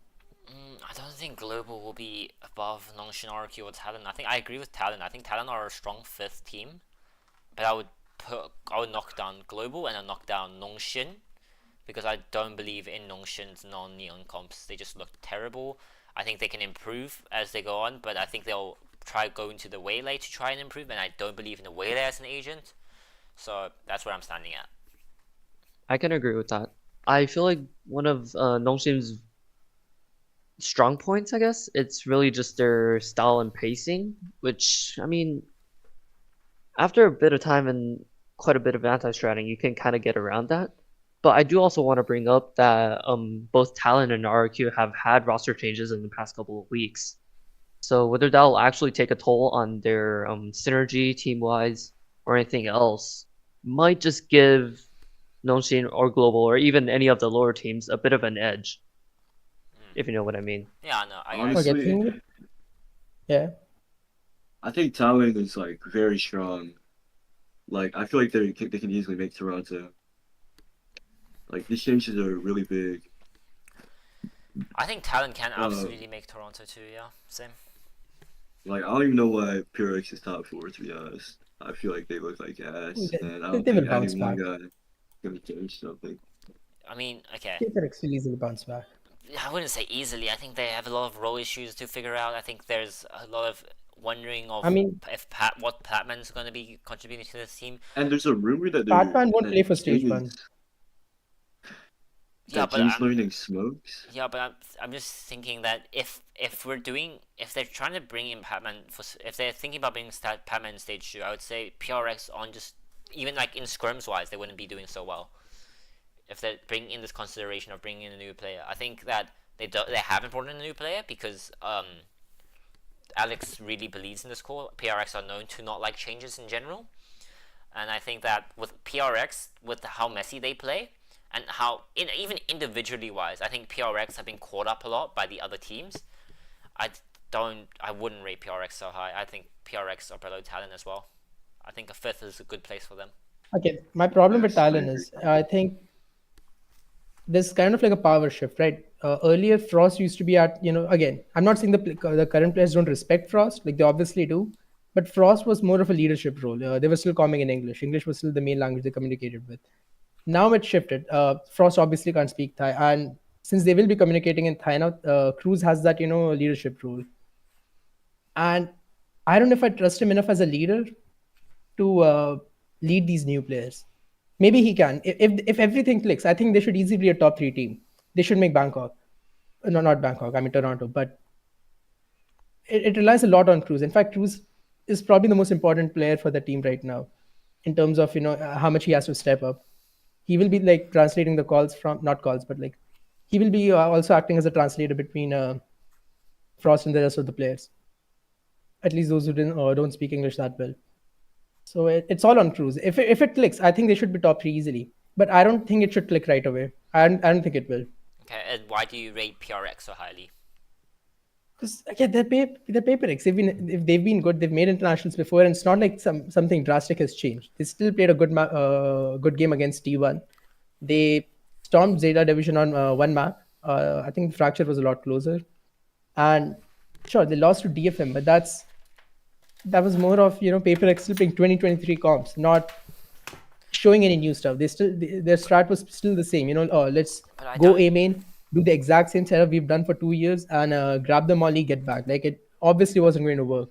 But I don't think PaperX are going to evolve as a team. I think they're very stuck in the past as what this team is. Their roles, first of all, are horrible. I don't believe in this team catching up into the new meta. I don't think they will showcase a lot of new ideas. I just think PaperX have hit this limit, and if their individuals turn up, I can see a top 4. But I think you're all relying on like Jing farming. You're relying on Gene farming. You're relying on like everybody being on top form, showing up, and I just think macro-wise PRX are going to be outpaced by the other teams here, especially with their roles. I think PRX's roles are just really off right now. No, I think the roles are something is playing full recon and Jing will be playing smokes, and Mytrick will be second smoke / sentinel. Or how that will work. So second should be playing Yoru, and Device should be on flashes and flex. These again, I like PaperX. That's why I'm rating them highly. But I think these role changes should help. Again, I don't think they'll win anything. I think we've already lost that era. I don't think PaperX is winning anything. But they should still be a gatekeeping team, kind of like how Foot is. They're still a gatekeep team. They'll make champs. Yeah, they won't win anything. Agree with that. Okay. But they're still a good team. They're still a good gatekeep team into that upper echelon of high PaperX teams. Okay, I can agree with that. We can put PRX. I do think that depending on the new roster of Talon's form, it'll either be like a 2-0 stomp or a 2-1 really close 3 mapper. Against Genji, I do think that's going to be hard, and then against T1 or even DRX, like I know they're against DRX in their opening match like tomorrow, I think. Yes. It's going to be really close. It really depends on if the people are showing up or not. I do think that they do have the clutch factor, quote unquote, in them to bring out a win against any of these top teams, but as Math Material said, yeah, they are basically the gatekeeping team at this point. Okay. So Talon or Genji, which one is going in 6th and which one is going in 3rd? I think Genji. I would put Genji. I trust the coaching of Solo and HSK more than. What is up with the 6-man roster like? Nah, because Genji also made 2 changes, right? They did, yeah. We're expecting those to be quick instantly. But I think Genji, their core is so good, and also Solo has been a proven coach. I think you really can't place them out of the top 3 for now. I think Munchkin, Texture, and Caron's so good. I think you can bring in any player that's relatively decent, which the new players are, and I think they can put up a top 3 performance. Yeah, I can agree with that. I would say also Talon. They are bringing in new players, and not everything will work out perfectly in stage 1. I think in stage 2 they will reach much more of their potential, their skill ceiling, and then maybe hit that maybe top 3, top 2 performance even. But right now I don't see them being better than Genji. Yes. Okay, again, I think Genji is strong. I think they should be top 3 in APAC as it stands, like as the season progresses. But do I see them being the number 1 team? Do I see them winning internationals? I just don't, because we saw what Meteor did for Genji last year. We saw what Meteor did for T1, and I don't think either Foxy9 or Suggest, whoever will be playing Sentinel for them, can do that. But, he can't be that standout player, that Sentinel who just has that intuition for good lurks and timings. I think, I agree with that, but I also think that Genji are not very, how do I say, like Genji, they just have a very high skill floor. I think Genji's skill floor. They do. Yeah. Yeah, they do. I'm not disagreeing with you, but again, it's a new roster. I still feel PaperX But should. would you say Talon's on a new roster? Talent's a new roster. That's why I want them fifth, sixth. Okay. They can reach that top 3 level, but I don't see that happening enough in time for stage 1 of play in for time for Toronto. So are we going Talon 5th, 6th? Yeah. I mean, if we're knocking down Talon, I feel like it should be to 4th and PRX to 5th, 6th. I don't think Talon is strong enough to beat PaperX right now. They still need time. They will be better than PaperX. At least they should be if all things go right. But I don't think they'll be strong enough for that during stage 1. I think based off of like, if we're talking about stage 1 only, I think PaperX do beat them Okay. in a head-to-head. Fine. I mean, if we have 2 people agreeing, I guess this will be Sure. how it goes. What about RRQ Talon? RQ Right, Talon? right on. I mean, I don't think Talon, with being RQ, would be better than Talon. That's an easy win for Talon. Okay. Final one, T1 DRX. What? 2-1. You know what? They have all the DRX. momentum from winning Bangkok, and then additionally, they have like quite literally some of the best players in the world. And then I mean, DRX, they have Mako, Flashback. Flashback, if he's shooting, of course, he's a beast. But in at Bangkok, he wasn't doing great per se. I would say so. Kunmin, I do think that he's really good. He's been I don't have anything off the top of my mind right now, but he's been doing his role well. Breen, Tail Goat, Bane's doing Bane's thing. So I think it's a solid roster. They'll definitely be like a contender for internationals. But then again, even if they do make it, it begs the question if they're going to beat the 5th, 6th, 8th curse. Yeah, I think T1, I mean, just off their momentum alone, should carry them into a successful Pacific ranking into first. I think the RX, they have potential to beat them, but not in stage 1. I think the momentum's too high for T1. Yeah. Okay, that first game is against Zeta Division, and Zeta's one It's team in that 4 they minutes. can beat. Yeah, oh, it's in 4 minutes. Okay, it's It's in 4 you know, minutes. it's their first week coming back. They obviously don't have a lot of practice with the new meta and whatnot, but Zeta's probably the one team you want to face before things get bad for you. It'll be a good confidence game, even if you're not caught up to the meta. I think it should be enough for T1. Based on how I would rank T1 and DRX, it's like, are we counting the results in the group? Because DRX is a much harder group. No, and they we're could lose to counting either just Gen G or overall Phoenix. skill level. If you think DRX T1 head-to-head, what would you believe is stronger? I think DRX will be stronger. I think they have a higher ceiling than T1. I actually believe that. I fully agree. I think DRX, like Hyunmin, amazing. Freeing, amazing. Like, I feel like they just like had a really unfortunate run at Bangkok. It's DRX, come on. Yeah, But they're just cursed. their ceiling is so high. Like, all of them are insanely good shooters. But I would Okay, not they- say, but T1 just won Bangkok. Their ceiling's also, I would say their ceiling's higher than DRX's. I would say, Okay, that is true. I would say their skill How about this? floor would be the one thing you'd be questioning about. In APAC alone, I think DRX will be better. But if, let's say, both of them qualify to Toronto again, T1 will do better because DRX is just cursed. Okay, I mean, we're up to 50-50. Anyone want to swap? I'm staying with DRX number 1.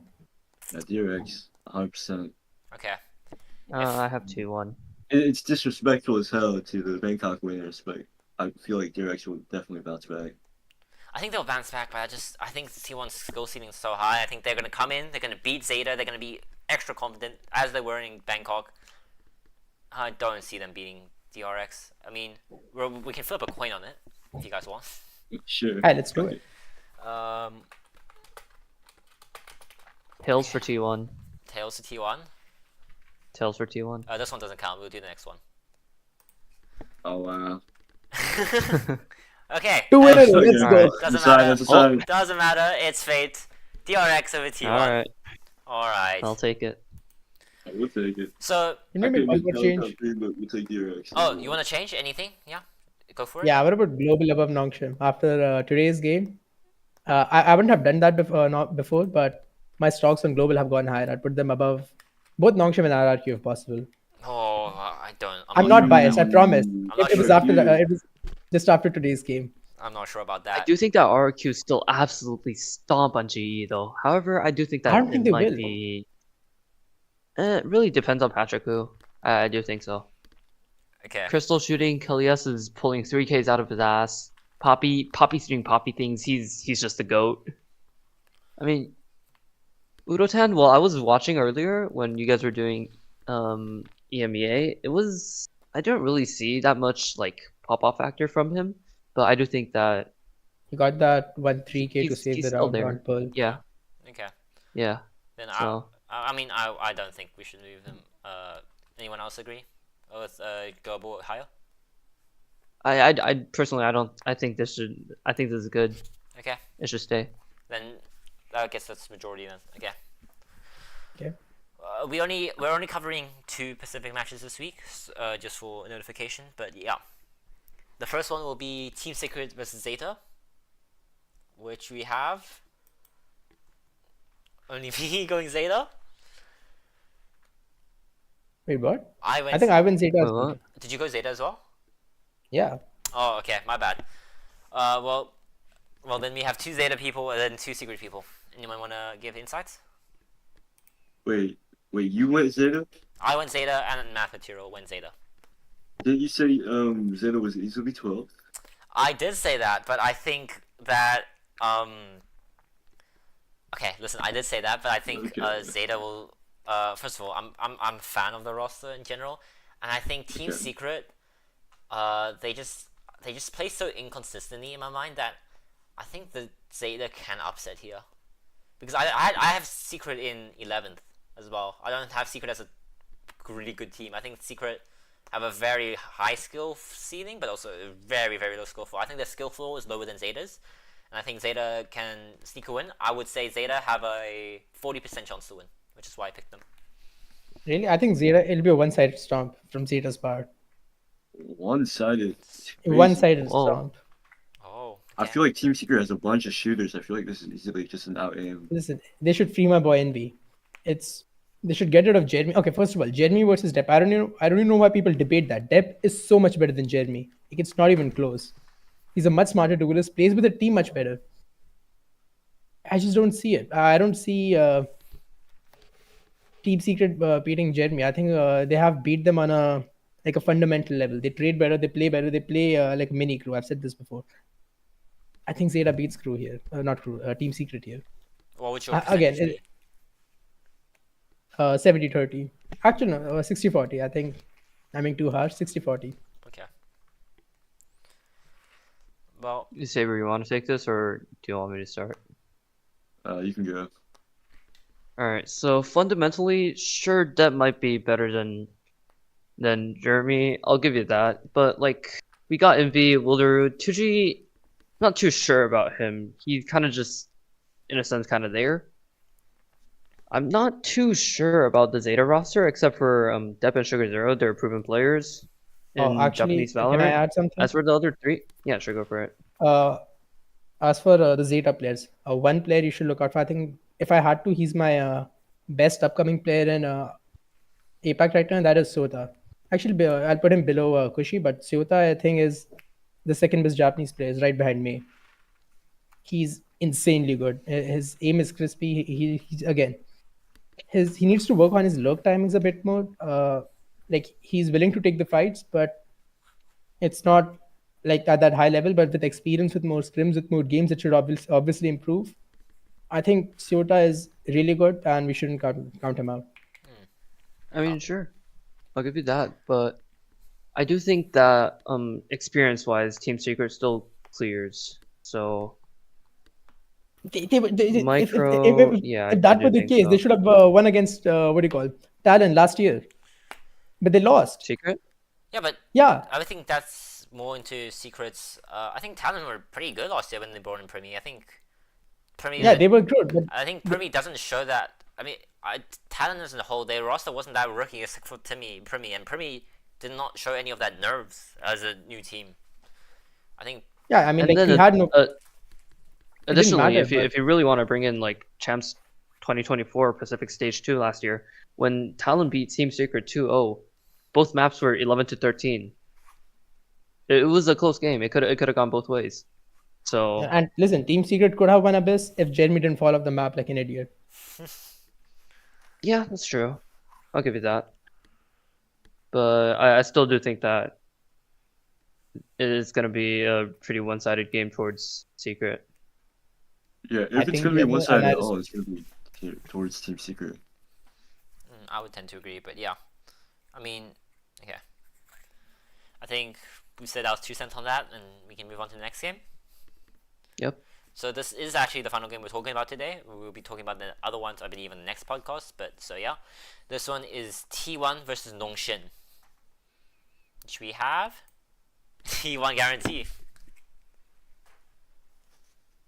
I mean, I don't think it's I- a good guarantee. I want to say it's more like an 80-20. Like Nonshin might be able to upset. I do think that is highly unlikely, but see. I just don't believe just in maybe, Oh. just maybe. Their pacing can bring stuff pretty close, and not to mention that they did take one map off of T1 back in kickoff. Yeah, No, I think they did that against DRX, right? They took one map of DRX. Oh yeah, it was your my bad. I think T1 just they will beat Zeta, right? And I think, man, I just don't rate Nongshin that highly. I just think Nongshin play a very outdated comps. I really think they're gonna lean into this Waylay to try fix it up, put Danby on Waylay. Depending on how good he is, I don't really think it matters because Waylay I just don't think is a good agent. I think T1 have a good enough coaching staff to counter it. I think T1 have good enough players to cover up for Nongshin's crazy playstyle, and I think they'll be very easily exposed compared to. Because, I mean, even if you look at T1, they play very unorthodox as well. So you also have to think about how Nongshin have to play with that. And also they're a rookie squad who hasn't dealt with so much. I would give this game, like, 80-20. Okay, here's my again. I have T1 winning, but I think it's a lot closer than we think. And I am not that high on Nongshim, but given it's just week 2, sure, 1 week is enough to beat a team like Zeta, but is 2 weeks enough to beat a stronger team in Nongshim? Yeah, it should be, but it's closer. And with the new meta stuff with Deadlock, I think Nongshim has a very good possibility that they'll run a Fate Deadlock comp and just absolutely run it down. And I think in my mind it's more like a 60-40. An upset could happen. It's still a bit closer. And this is a good meta for Nongshim as well. Sure, Neon doesn't work, but they've always been big fans of Fate and Deadlock. So maybe it could happen. Alright, so then I think we can wrap up the Pacific session for now. Thank you everyone for hopping on for this session, and we'll Yep. see you next time. Thank you. All right, I- back to sleep. I go. I'll go back to sleep. Yep. Good night. Good night. Alright, bye, Cam.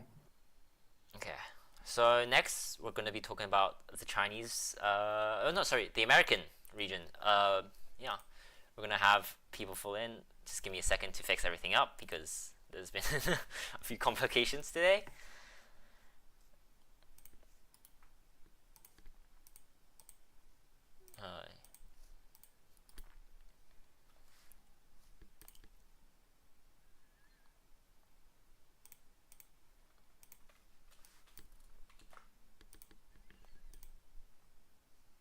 Oh, I think I swapped it. I think this one.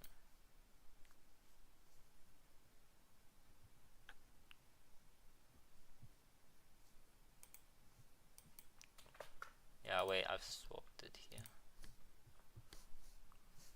We got two A box. Let's go. Wait, this. Yay! Slowly taking over. It's eventually just gonna be all 4. Wait, I'm gonna get my dad and my toes in. Just give me a second. I have so much tabs. Jeez Louise. There we go. I found it. And hello. Oh, I'm I thought we were duplicated doing too. Let's China. go. Okay. So, oh shoot, I didn't even realize I showed everything. Okay. So we're gonna talk about straight into American teams, and then we're gonna talk about China. Okay. I thought we Okay. weren't doing Americas this week. It's just 2 games. Okay. First one will be Apparently, Dad ate my toes. Is my twin. Oh, okay, you fixed it. yeah. Okay, so we have Oh wait. NRG versus Furia. That's the first game. All right. NRG versus Furia. 3, 2, I feel like 1, boom. Yeah. I can't see on the Discord screenshot. Can you? Can you not? I assume it's all energy. Yeah. Yeah, it's all energy. It is all energy. I'll fix it for you NRG guys. guarantee. Yeah, I think Cool. even as bad as energy played versus C9, I think they did play very bad. I mean, Furia they are played just very worse. well the first map. I mean, even the first I- map, they were still making like a lot of mistakes. I think it was more of C9 just not playing well. Like, Mata was constantly overheating on the Neon, the first map. I was like surprised that they won by so much. Murder on the first map really wasn't great. Like every single time that they were pressuring C, he would always just sprint out A main and insta go for the flank, and he'd just get shot in the fucking head. Yeah, no, it made no sense. They would make present C and fight C, pushing everyone back on C, and then Mata would just run in from A, not even pull out his gun, and they'd just be there because they pushed him back from C. I don't know what's Yeah. going on in the comms or anything. I don't know. I think I only watched very few rounds from this game, so take everything I say with a grain of salt. I think NRG against C9 they didn't play all that well, but overall, I think they were fine. Right? They didn't completely troll. I think C9 were playing decently well. And I don't think Furia is a good enough team to expose the holes from NRG. I think NRG will be Yeah, I think team, but yeah. no matter how bad energy Yeah. are, Fury are just 10 times worse. But it would Yeah. be really funny. Oh, it would be funny if NRG lost this. It would be funny. And I'm tempted Thing to is- switch to Furia just for that. I don't know. Finesse has been fragging. Even though he's lost, Finesse fragged out. For him, at Finesse least. wasn't awful. I'm so proud he of my wasn't own. he wasn't a complete non-threat. He was a Yeah, on the player first in the map, game. didn't he out-frag Oxy? I remember that. No, Oxy went 9 and 17. Yeah, no, he out-fragged Oxy. That's my king right there. Let's not he talk did- about the other two I'm pretty maps, sure but- he. I'm pretty sure he wasn't bottom the other 2 maps. He Yeah, no, it was was above Ethan. Ethan on the third map. fucking was shit. sure. I'm not gonna lie. Oh my mate, Ethan's a fucking fraud. Dude. Minus Ethan's 13 on bad. Pearl. Oh. Minus 13 on Pearl. Pearl. On duelist. I think. Yeah. I mean, it's a good sign. I know that, What did you say? Oh, okay. What Yep. I was gonna say was that I think it's a really good sign that FNS is not just on pie wash every game. I think. Oh yeah. I mean, if you looked at his It's kickoff amazing. performance, it was really disappointing. So I think there is some hope for NRG, but if you were expecting NRG to bounce back after the Rono changes, not happening. Oh, I thought, I don't even think they're gonna make playoffs now. I think they needed to win that game for C9 to make playoffs. I'm not gonna lie. Yeah. I feel like every other team In will the- just except for Furia. C9 Yeah, is who- in who group else? is always better Wait, than C9 in brackets because C9 always choke in the important moments, and so it's group, so it's okay. They play good, so it's okay to lose against a C9 in groups. Yeah. All right. Then let's talk about our Yeah, next okay, game yeah. because this is full clear. We have Sen versus Crew, Really interesting one. Denver's Then Drew. versus Brew. Okay. which we have. Uh, Okay. Team Secret. Secret. Let's go, Team Secret. Clearly, a I mistake's been going on. Mate, I don't think Secret are gonna. Secret aren't gonna win a game in Pacific this year, let alone fucking Americas. What the fuck is this? Listen, you don't see the vision. Hey, Jeremy is gonna diss Zekin so hard. He goes back to Xset, bro, and Xset don't even exist. Okay, Yeah, so Like that's the vision right so now. who did you pred? I predicted Crew. I predicted Crew. Okay, so we're 50-50 here. Yeah. Okay. Okay. I want to hear. Here, let's start with the Crew because I feel like we have more to justify. Yeah. I don't know. Crew, they Yeah. played well. They got destroyed map 1 by Loud, but then they brought it back. Yeah, they They got fucked they up, played really but well. then their Haven was fucking cinema. I loved watching their Haven. Yeah, no. I just think they have so many like good shooters that like I don't know, and their ideas are like decent enough. I Or mean, it shouldn't And matter. their whole game plan is all about the like team fundamentals and moving together, trading like off each other. Yeah. Fucking. And like all And I 5 of like them are just like solid shooters. They know what each other are doing. They've got good chemistry as a team. This isn't necessarily so much. Oh, I think Crew are amazing. I think they're a solid team. It's more so what I saw from Sen at Bangkok was. I can never believe in Sen ever again. I wouldn't go will that far, forever but be I an was out. thinking something similar, yeah. I mean, I was just thinking like I think Crew are a decent enough team where they're gonna be able to not be aim diffed by Sen. I think they're actually gonna be able to. They have better aimers than Sen. Like if we go like roll for roll, because I think Zekin's better than Kesnet, but then I think pretty much everyone else, like because the Sen aimers have not been aiming like ever, so far this year. And I mean, the Sen cam Yeah. issues we saw, like they did not have good cam in Bangkok, and I don't think they had if the amount of time they had to fix it. I don't think it's enough to go against Crew, who's had like the entirety of the off season between kickoff and stage 1.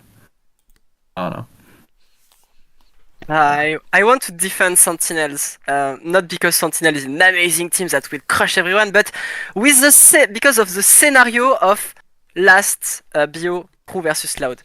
We start with Crew picking Fracture and get absolutely destroyed on Fracture, so it should have been over, but then Loud pick Heaven, and then they got destroyed in Heaven, and then we go on Split, and 8-2 for Loud, so it's gonna be a win for Loud. It's over, and then Crow win. If it was a Loud, that was an amazing Loud, not in doubt because they were a lot in doubt in last kickoff. I would say, well, yeah, okay, they lose their map, but they managed to find their way and just beat a really good team. But it's not the dominant Loud we have. So Sentinel is still a team that make top 2 and almost top 1 because they end in 5 games against G2. And so I don't see any reason to put a Crew higher than Sentinels. I think Sentinels, they're just a really good team as general. I don't think I wouldn't say amazing. I would say they're a pretty good team, like in general. Like they have a decent skill floor. And I think from what I watched from Crew today and I watched from Loud, very disappointing from both teams. Both teams did not play great in my opinion. I think I don't know, I just wasn't happy with what I saw from Crew for me to put them above Sen. I think Sen will wake up after the 100T game, and then they will play much better, and then Crew don't look good enough to beat Sen in general. I think their skill seeding won't be lower than Sen's skill floor, even. I feel like you can write off kind of like the I mean you can see it in every region where teams are just picking maps and then they're losing their map pick because it's the beginning of the split, so they're unsure of what maps they're actually good at. So I think you can basically write that off. But what concerns me about Sen more than Crew is their map pool, because they lost Abyss, which was one of their best maps, and didn't have that many good maps to be honest. They lost Bind as well, and their Bind, it wasn't that good, but it was still like able to get wins off other Americas teams. And now they have Ascent and Icebox coming in, 2 maps that they're notoriously bad at since like 2024. like those are their two worst maps. Like they were able to pull off wins sometimes, but Mm. for the majority of the time they were really bad on them. Those I feel like if Crew can get either one of those in the pool, they should be able to like get at least one guaranteed win. Oh. Okay, You that's know, some good obviously, you know arguments. how good their I would Haven is. also just like to. I would also just like to say, I think the thing that concerns me the most about Sen is like the communications and the chemistry between the team. Because if you go back, Bind versus Team Liquid that they played, which is the last map they played, it like it's like they don't have fucking comms. Like you know the like Nats 4K, like The plant. No one's that- watching the plant, bro. yeah, There's no, no one watching the plant. they flash him. They flash where he is. He can be in they one know he's position, fucking and no triple, one's and looking at it. they just stop. They just don't hold it. But I think you can excuse Sen for that because Sen their mental was boomed. I think after losing Abyss, I don't think it's a fair assessment to say, oh, but Sen, you know, Like Sen just had bad communication and you're scared for them because I think in Yeah, general. but do you think Sen, that could happen again? If Crew could like pull off a close win against Sen, their just mental's gonna be boomed. The Crew lost 13, yeah, and that's what Crew 13-3, do. and they were able to come back and dominate Loud. Like, they have like so much better mental than Yeah, Sen. but I mean I can agree with that, but I don't think Crew are such a like they're not like I think Crew are just much worse than Team Liquid. I don't think they can force a position like that into Sen. I agree that Crew will have better mental than Sen, but I just don't believe in this squad who they just don't play very good Valorant in general. I don't like how Crew plays. I think that Lau played awfully today, and if Crew played a better team, they would have lost against anyone else. But I think Lau choked a bit. I So agree, like, 60-40 for us and 60-40 for you guys. I But would not the say same more like 60. 55-45. Okay. I think this game's very close. No, I'd say 60-40 for me. Yeah. I'm going 65-35. Oh, okay. Yeah, 60-40 for me. Oh, wow. All right. Okay. So really not agree. we're gonna run into a few problems here because I did not prep all of China today. Sorry, first of all, this is the American session done. But I did not prep all of China today, so Yahoo. I only have the predictions written down for one game, and I have nothing else for like the recap of the teams. So we can go through a quick recap of some of the matches, Oh, cool. and then for pickups, we will just say it audibly, okay? All right. So for the first matches I want to bring up is the FPX. I mean, not the FPX matches, the tech matches, because we have a favorite tech predator here. Listen. Don't make Tech me remember versus that match, FPX. bro. Don't make me remember that match. It was bad, bro. You want to know Tech something funny? took all my hope and they crushed it all. Like I was so high up on this, or I wasn't like so high up, but I was kind of drinking my own Kool-Aid a bit. They just played so bad. Like I didn't know it was like possible for them to play this so bad. Like T-Virus Luke, I think played one of the worst games of his career. The Waylay, they played Waylay on both maps, and it was so shit. Like I don't think they had any good ideas with Waylay. They had RB play was Neon kind of on second map, but like even like they didn't even know how to like use RB's Neon because RB's like jumping around on site, waiting for someone to like shoot the person like while he's like entering, and nobody's like doing it. Like everyone else is also like just jumping around. I'm like, what am I watching? You know, it's like they have all these good pieces and they just don't know how to use them. And I don't know, FPX just capitalized. Yeah, I think another thing is that you look at tech. Their consistent IGL is I mean, not consistent IGL, but their consistent best fragger is Haodong, their IGL, who we know is not a huge fragger in the department. He got cut from EDG from not fracking. Yeah, so this roster's just a mess right now. I mean, we know RV can be good. We know Abo can be good. We know that Coco is not terrible, but if they keep playing like this, no hope for tech. Yeah, no, this is. I mean, I don't know. I don't even know what's going on with Tech, to be honest. I don't know if you guys saw, but like on their Twitter, they, like I think it was like a couple days ago, they like posted oh, like we're gonna play against FPX on the 19th, and I like reply, I'm like, you guys already played them. You're going back in time. It was such a bad loss that they've forgotten, and they've reposted on Twitter that they're gonna play the game this weekend. I'm like, Oh my god, they've got dementia. it's so Autumn bad. It's so IGL bad. gave them dementia. And they face like it's hard to find faith in them, but I think the only faith that you can have is like just the hope that like these players and like this coaching, like they can't be this bad, right? Like I think like what we saw from them is like their lowest point. So I think like either like I don't think it can get worse than this. Yeah. That's my silver lining. My day can't be worse than this. I'm ready to be proven wrong by like the triple duelist talent comp. Tech on about next to week.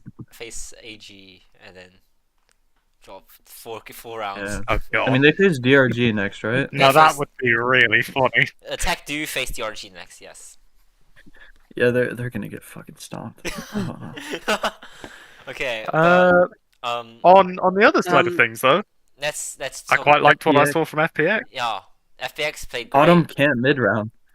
I mean, it's just they aim. Like Yosemite's just him. I don't know. No, I think it's really funny. I don't have a clip prepared, but it's as soon as Autumn died in one of the rounds, they immediately switched to Chinese with Yosemite IGLing, which I thought was hilarious. You kind of have like this Autumn, like he calls the early round, and then he peaks and dies, and then you have Yosemite take over the whole thing. So I think their system in general is pretty interesting. I would like to see how they play against a team that is less dysfunctional. But yeah, Tilu, for example. Tilu, I don't think Tilu is one of those teams, but yeah. But Yeah, I think like Tyler's gonna get diffed. yes, By, we should probably mention that FPX did beat Tilu as well. So what do you think of that game? yeah. I mean, Well, it's it was really I feel- interesting because go. Oh no, you go, you go. I was just gonna say they got aim diffed mostly. It was really interesting because against the two team have tried their map, but I think it's a bad idea to pick Icebox as your main map because Icebox is a map where the attack gonna snowball really hard, and so the other team can have a snowball on your mental. You know, you will end the first half with 9-3 or 10-2 or something like this, and that's exactly what's happening to FPX. And so when you are so low on winning, it's really hard to just come back. And that's why when you pick a first map or a second map, it can't be Icebox or Ether Ascent because that's some map that the opponent will pick attack for Icebox and defense for Ascent, and they will snowball mentally you. And that may be a huge problem, and that's exactly what happened to FPX. I think FPX have another problem is that they just had like Life and Yosemite go crazy. I don't think Yosemite can keep up this performance for like the entirety of the split, and then it's just like an aim diffy over here. I do. He's the goat. I mean, Yosemite's been playing great. I think he's easily FPX's best player right now, and he's Yeah. Yeah, no, it's mad. 100%. Yeah. So that's I mean, enough. I don't really think you can call what he Um, does IGLing. He just walks around and he gets killed. He's pulling like a Wukashu basically. Fukashi. I don't know. Yeah. I have 3 apologies to make this week. My first apologies is for Wolf. I lost faith in them, and they proved me that I shouldn't have lost faith in them. So Hey! and I gonna go back to have faith in them, and if they lose next time, I will totally stop to have faith in them, so they can continue to win. Then this is my second apologies for Nova, that make probably one of the best upsets in Chinese history by beating EDG maybe for the first time in a main event. You know, an event that can qualify you I to think champions. EDG lost in split 2 EDG lost Against last Nova? year. No. Yeah. EDG lost against Yeah. Split 2. They lost against, I think it was DRG, and they lost against FPX twice in Split 1 in last year. Yeah, but I Yeah. was talking losing against Nova specifically. Yeah. And yeah, I don't know yeah, if it's a Nova win or an EDG lose or a little bit of both, but Nova was pretty consistent on them, but they are a little bit. You know what? I'm not gonna talk about Nova. I'm gonna keep it for next week. And then finally, XLG that just win against themselves in a dominant fashion against all gamers and proving me wrong again and saying we can't beat ourselves, we can't not choke on this important round and finally beat a team in a consistent way. So shout out to XLG that gonna play against Wolves next week, and I can't wait to see that game because it's gonna be a really interesting games and maybe a really important game because maybe the winner will have. I think the winner will be go to playoff whatever it happen, and maybe even in winner bracket. So yeah. I think it was my dad in my toes was the closest to the amount of ecos round 1 because he guessed the lowest. Yep. So congrats for you there. Because I had faith in XLG. And also The goats. Also congrats for you on the Sufat BB win. Yes! Even We've got baby. So fat baby. I'd say the just cheering don't because think the you next games are understand. Trace. yeah, I'm not Yeah, they're sure gonna win if that. that baby can pull off that one, yeah. Okay. but who I am. knows? Okay, Ah, I okay. want to bring up EDG quickly though, because EDG obviously they just lost a huge series against Nova 2-0, and on the second map it didn't even look that close. So, Yeah. well, do you think? I feel like this is the Uh, case of EDG doing what they always do in China, which is not trying at Yeah. all, and like half-assing it basically, and they got punished for it. I feel like this is just showing us that I think like Nova and like all of like the mid to top China teams, like they're like actually in it now. Like they're not like obviously like top tier, but they're like not like shitters anymore. So, like EDG can't just half-ass it anymore. I think that's like my takeaway from this. Yeah, I think if you look at Like- EDG half-assing it, you can see now that they're being beaten by teams more and more every year. I mean, they've lost to TE, they've lost to Nova this year. Last year they were losing to okay, I guess they were like rosters moves. Yeah. They were losing to FPXs, DRGs. I think they almost lost to Wolves. I lost one game to Wolves. Yeah. Yeah. So I think it's making China as a region look better as a whole, but I wouldn't say this brings out concern for EDG in the future because I think EDG just Yeah. they lock in for these Yeah. international events where they really show up. My one concern is I think they're gonna take like the wrong takeaway from this, because they brought in Gianni 7. I think that's how you say it, Oh, they didn't bring in this game. right? I know, but like they signed him is what I'm saying, and Oh. they said he's gonna play on the main roster. Like, so I don't know how that's gonna work, but they just lost 2-0, and I feel like if they're gonna make a change, now is the time that they're gonna make a change. I think it's just I don't think that's the correct Get decision. rid of Simon. I beg they don't get rid of Simon. Simon put up a Yeah, live Simon game. for scoring so well. Like, is it crazy to say that Smoggy has been their worst player this year? Like, I love Smoggy so much. I but don't. I his- actually agree. his Bangkok was like, I thought he was playing well I in don't know. kickoff, but No, but Smoggy used yeah, to be their he most wasn't great in consistent. Bangkok, was he? Yeah, Smoggy was their best, I most think it's- consistent player like last year and the year before, and that's Yeah. just fallen apart. Smoggy had like, I think his best game was against G2, or was it? No, it was T1. I think it was T1 or G2, and then he has not performed well ever since. He's just not been good this year. I don't know what it is, but it might be like the smoke, because I never really liked like him on smokes, that change. That might be part of it. I don't know, but I like I don't know. I I- definitely think last year when they put him on smokes, he started performing better. But I think yeah, like I don't know, like I just don't know what it is. Yeah, he's just been very mid for no reason. He just kind of fell off. he might be just being like a slump or something. I don't know. yeah. I don't think they will bring Maybe these. because like- he's not I don't think playing Clove anymore. Yeah, but I mean he was Alright, playing sorry, Clove on go. one map. But what I was gonna say is I don't think they will replace Smoggy though because Smoggy is their controller player and they don't really have another one, right? They have Chichu on Perma Sensi. I think the only players you look at you can replace is first of all, I know Jian's a Yoru player, right? So you might be thinking Kang, but Kang is such a Kang is not leaving No. Kang no is such matter an what. influential member to EDG. I Yeah, don't think he ever. He's the hype man. He's a main duelist. You just wouldn't replace Kang like in any situation. You have Yeah. Simon, who just put up a huge performance against Nova, and he was your best player.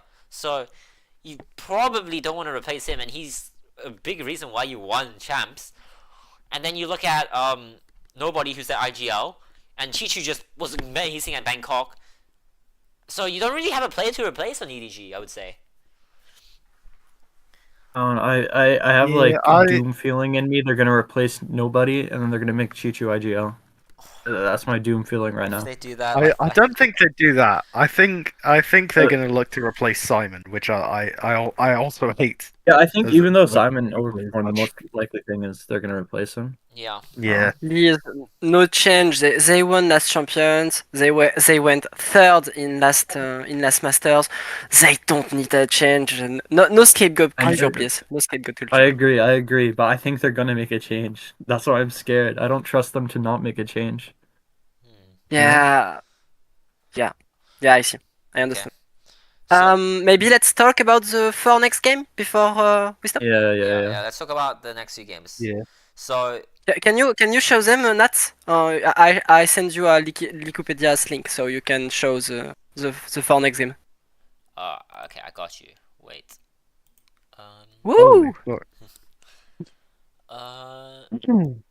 In general. I think I'll have to. What I'll do is I'll put. You don't have a Firefox or anything for internet? No. The thing is, I need to do this, but let me copy. Fox. Wait, actually. Yeah, I'm still on Firefox. Maybe it's bad ideas. Don't use Firefox. Is it this? I see. I found it. You got beef with Firefox? What's the beef I with didn't- Firefox? I didn't know Firefox was even still fucking like No, a people thing. use it. People use it. I'm What? basic. I use Google Chrome. Yeah. I'm also Yeah, a Google same. Chrome What? user. I don't think that's a good idea. Because yeah. Because you It's will not just to got the mo- scroll. Can you scroll on this? This is a cooked setup, but wait. Can you just put them in the, What in the are tier we list trying to and- do? like you did? Put it. Just click on the link and put it on the tier list now. On the what's the name in English? On the thumbnail. On the what? On the on website, the the- search bar. Yep. Just type it in the search bar for the VLR or for the tier maker. Oh, we're doing. Yeah, just put. Oh, we're doing tier maker. I'm gonna. No, go to the. Can you go to the tier maker Yeah. and copy and paste the link into the search bar? Oh, I see. Okay. Yeah. That works, right? Yes. Let me. Actually, I need to delete this browser thing, and I'll do window capture. That's what I'm supposed to do.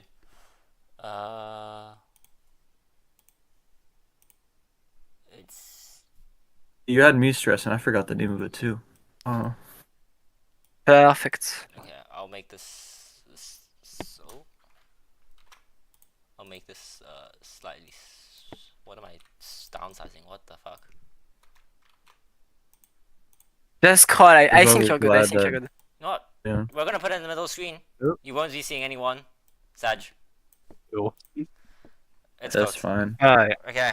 Yeah. It's fine. It's fine. So- We'll edit this out. Scroll a little. Yeah. Yep. Then we good. The live podcast. So GDG versus Trace. JDG versus ADG versus Trace. Okay. Is anyone going for JDG? Is the real question. Nah. No. No. No. I'm still a Trace believer. Okay. Yeah, I Okay. don't think Trace are completely just like crumbling at the seams. I think they're just in a slight slump. And JDG, I don't like anything about JDG except Stu. I genuinely think that's the only positive aspect of this team is Stu. I don't think they have Yeah. any other shooters. I don't think they have any good ideas. I think they're just fucking poo team. Okay. Wolf versus XLG, and there I'm pretty confused. I was about to bet on Wolf after they won, but after XLG won, now I want to bet on XLG, so I don't know. I've 50-50 to me. I'm going Wolves. Fair. I feel like this is a real might be even 50-50. I think I'm it's not gonna lie. 50-50, but I mean- would go for GLG. Yeah, I think I'm gonna go for XLG. I think XLG are favored, but I'm going with Wolves anyway because I can see that. I'm I'll go with taking XLG the as punt well. on the upset and committing to the bit. All right. Fair point. Wolves win. So Fair now, point. now Fair. we're gonna have the match of the week, the best game of the entire year, between the best VCT teams, Tech versus Tyloo. Let's I'm go, going Tech! Tyloo. Let's go, Tech! This is the game you win. This is the one game all year. Let's Or go. if Tech do not I win believe. this, do you think Tech wins a game this year? I honestly think Tyloo are gonna win. I think in split 2 they might be Yeah. able to pull out one win, but this split, no, it's cooked. Yeah. I think think- Tyloo by 65. Tyloo show really good things against FPX, and Tech show don't think nothing Yeah, no, Tyler Tyloo against did anyone. not look bad. Yeah. They looked Yeah. fine, I think. Yeah. but come on, guys, Tech. You know they got RB. His Yeah. brother CB Bro, popped off. RB's entire career is still fucking riding off the Haven spray transfer, bro. I'm sorry. Listen. I can't- He was I like can't the believe- third highest ranked player or rated player at Tokyo, bro. He was insane. Was he? At You know, and he was Masters insane at Tokyo, camp. He which was insane 2 at years Loki. ago. Listen. I think. Listen, I had high hopes for Tech in stage 1 because I was thinking, I didn't. they have Haodong, they have After, they have proven coaches in IGLs. I think they can cook up, even if their individuals are not that good. I think they can cook up macro-wise. From what I've seen, nope. It's not. I so just far, want it's to- not good. I just want to present this idea. I think I said this on the last episode as well, but EDG were absolutely solid, hard capped 5th, 6th with Haodong and After.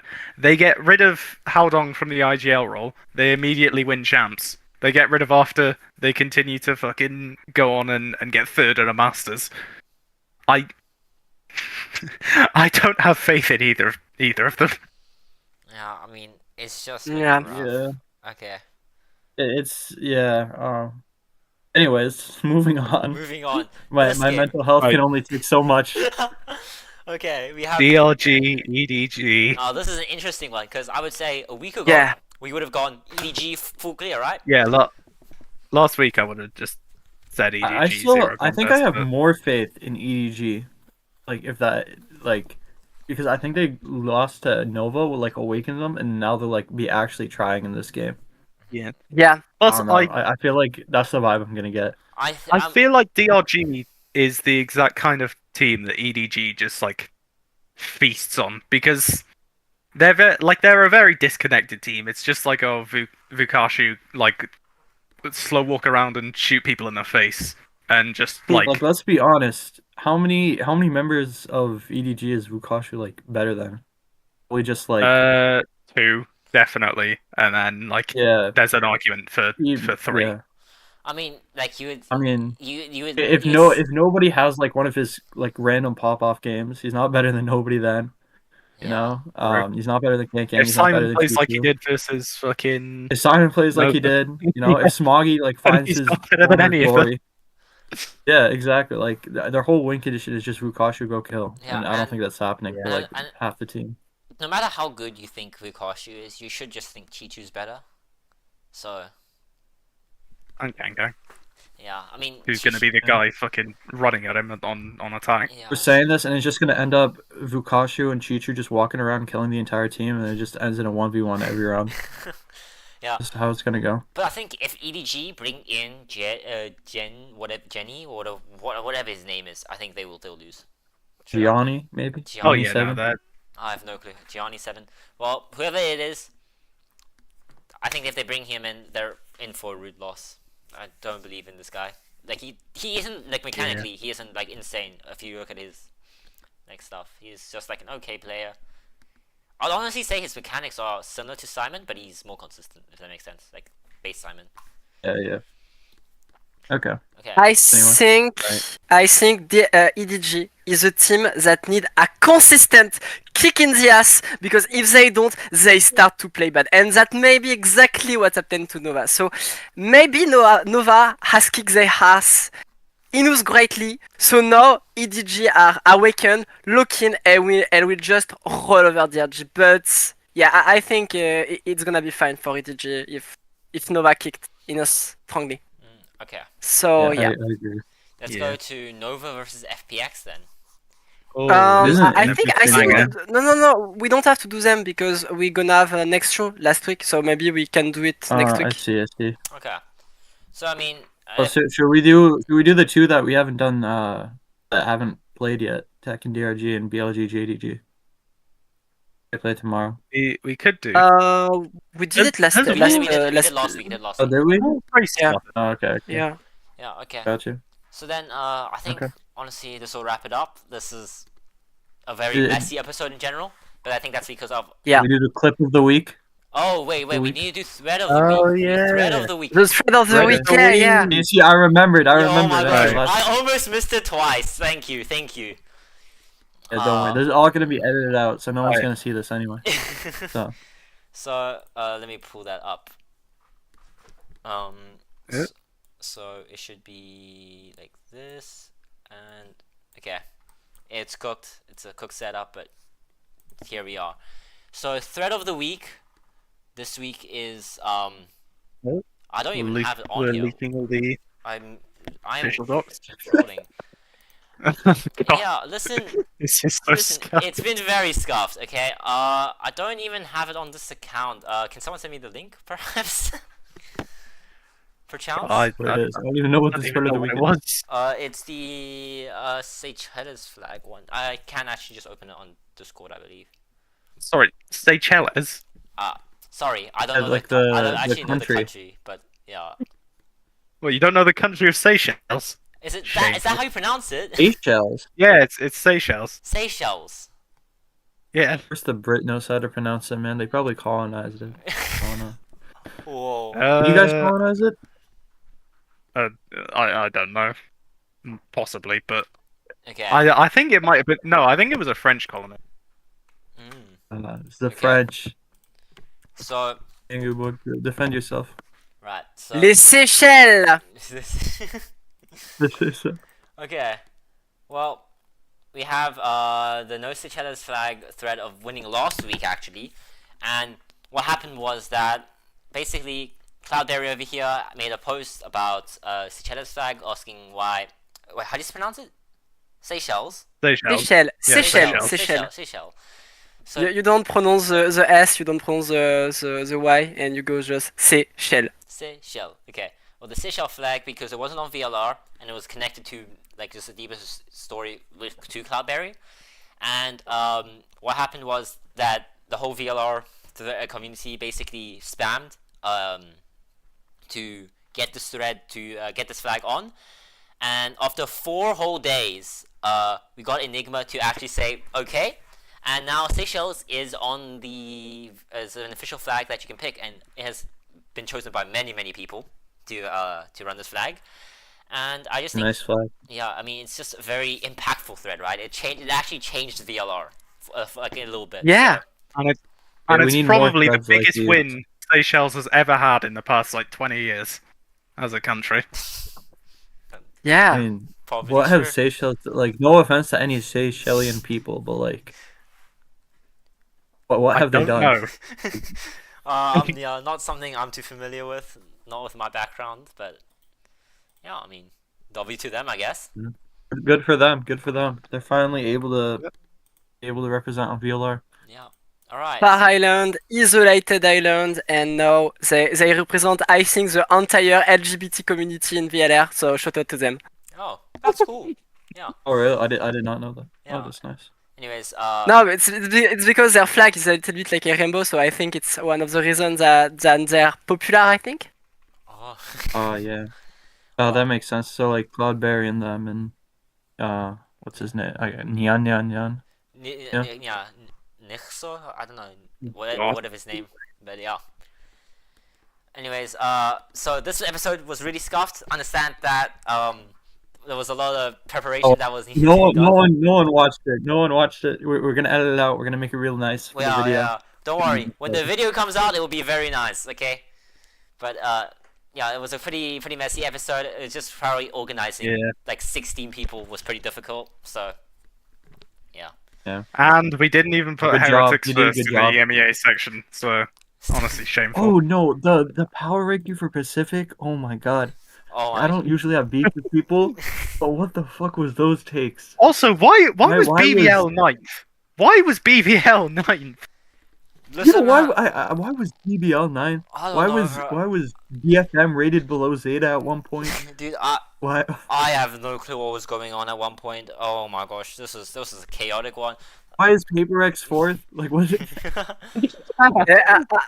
I'm glad finally I didn't do the Pacific one because I think I would have put the 4 Korean team in top. Yeah, no. Did you just I expose think your desktop background? Oh, did I? You didn't see that. I saw it. Anyways, okay. I don't know if anyone else did. But I'm gonna wrap it up. Thank you for tuning in. Okay. I'm really happy with Vanish and like the other 3 people who are in. But thank you. Tune in next Yeah, week when we ask M4 his thoughts on Cloud9's management. Yes. please subscribe. Please subscribe. See ya. Bye. See ya!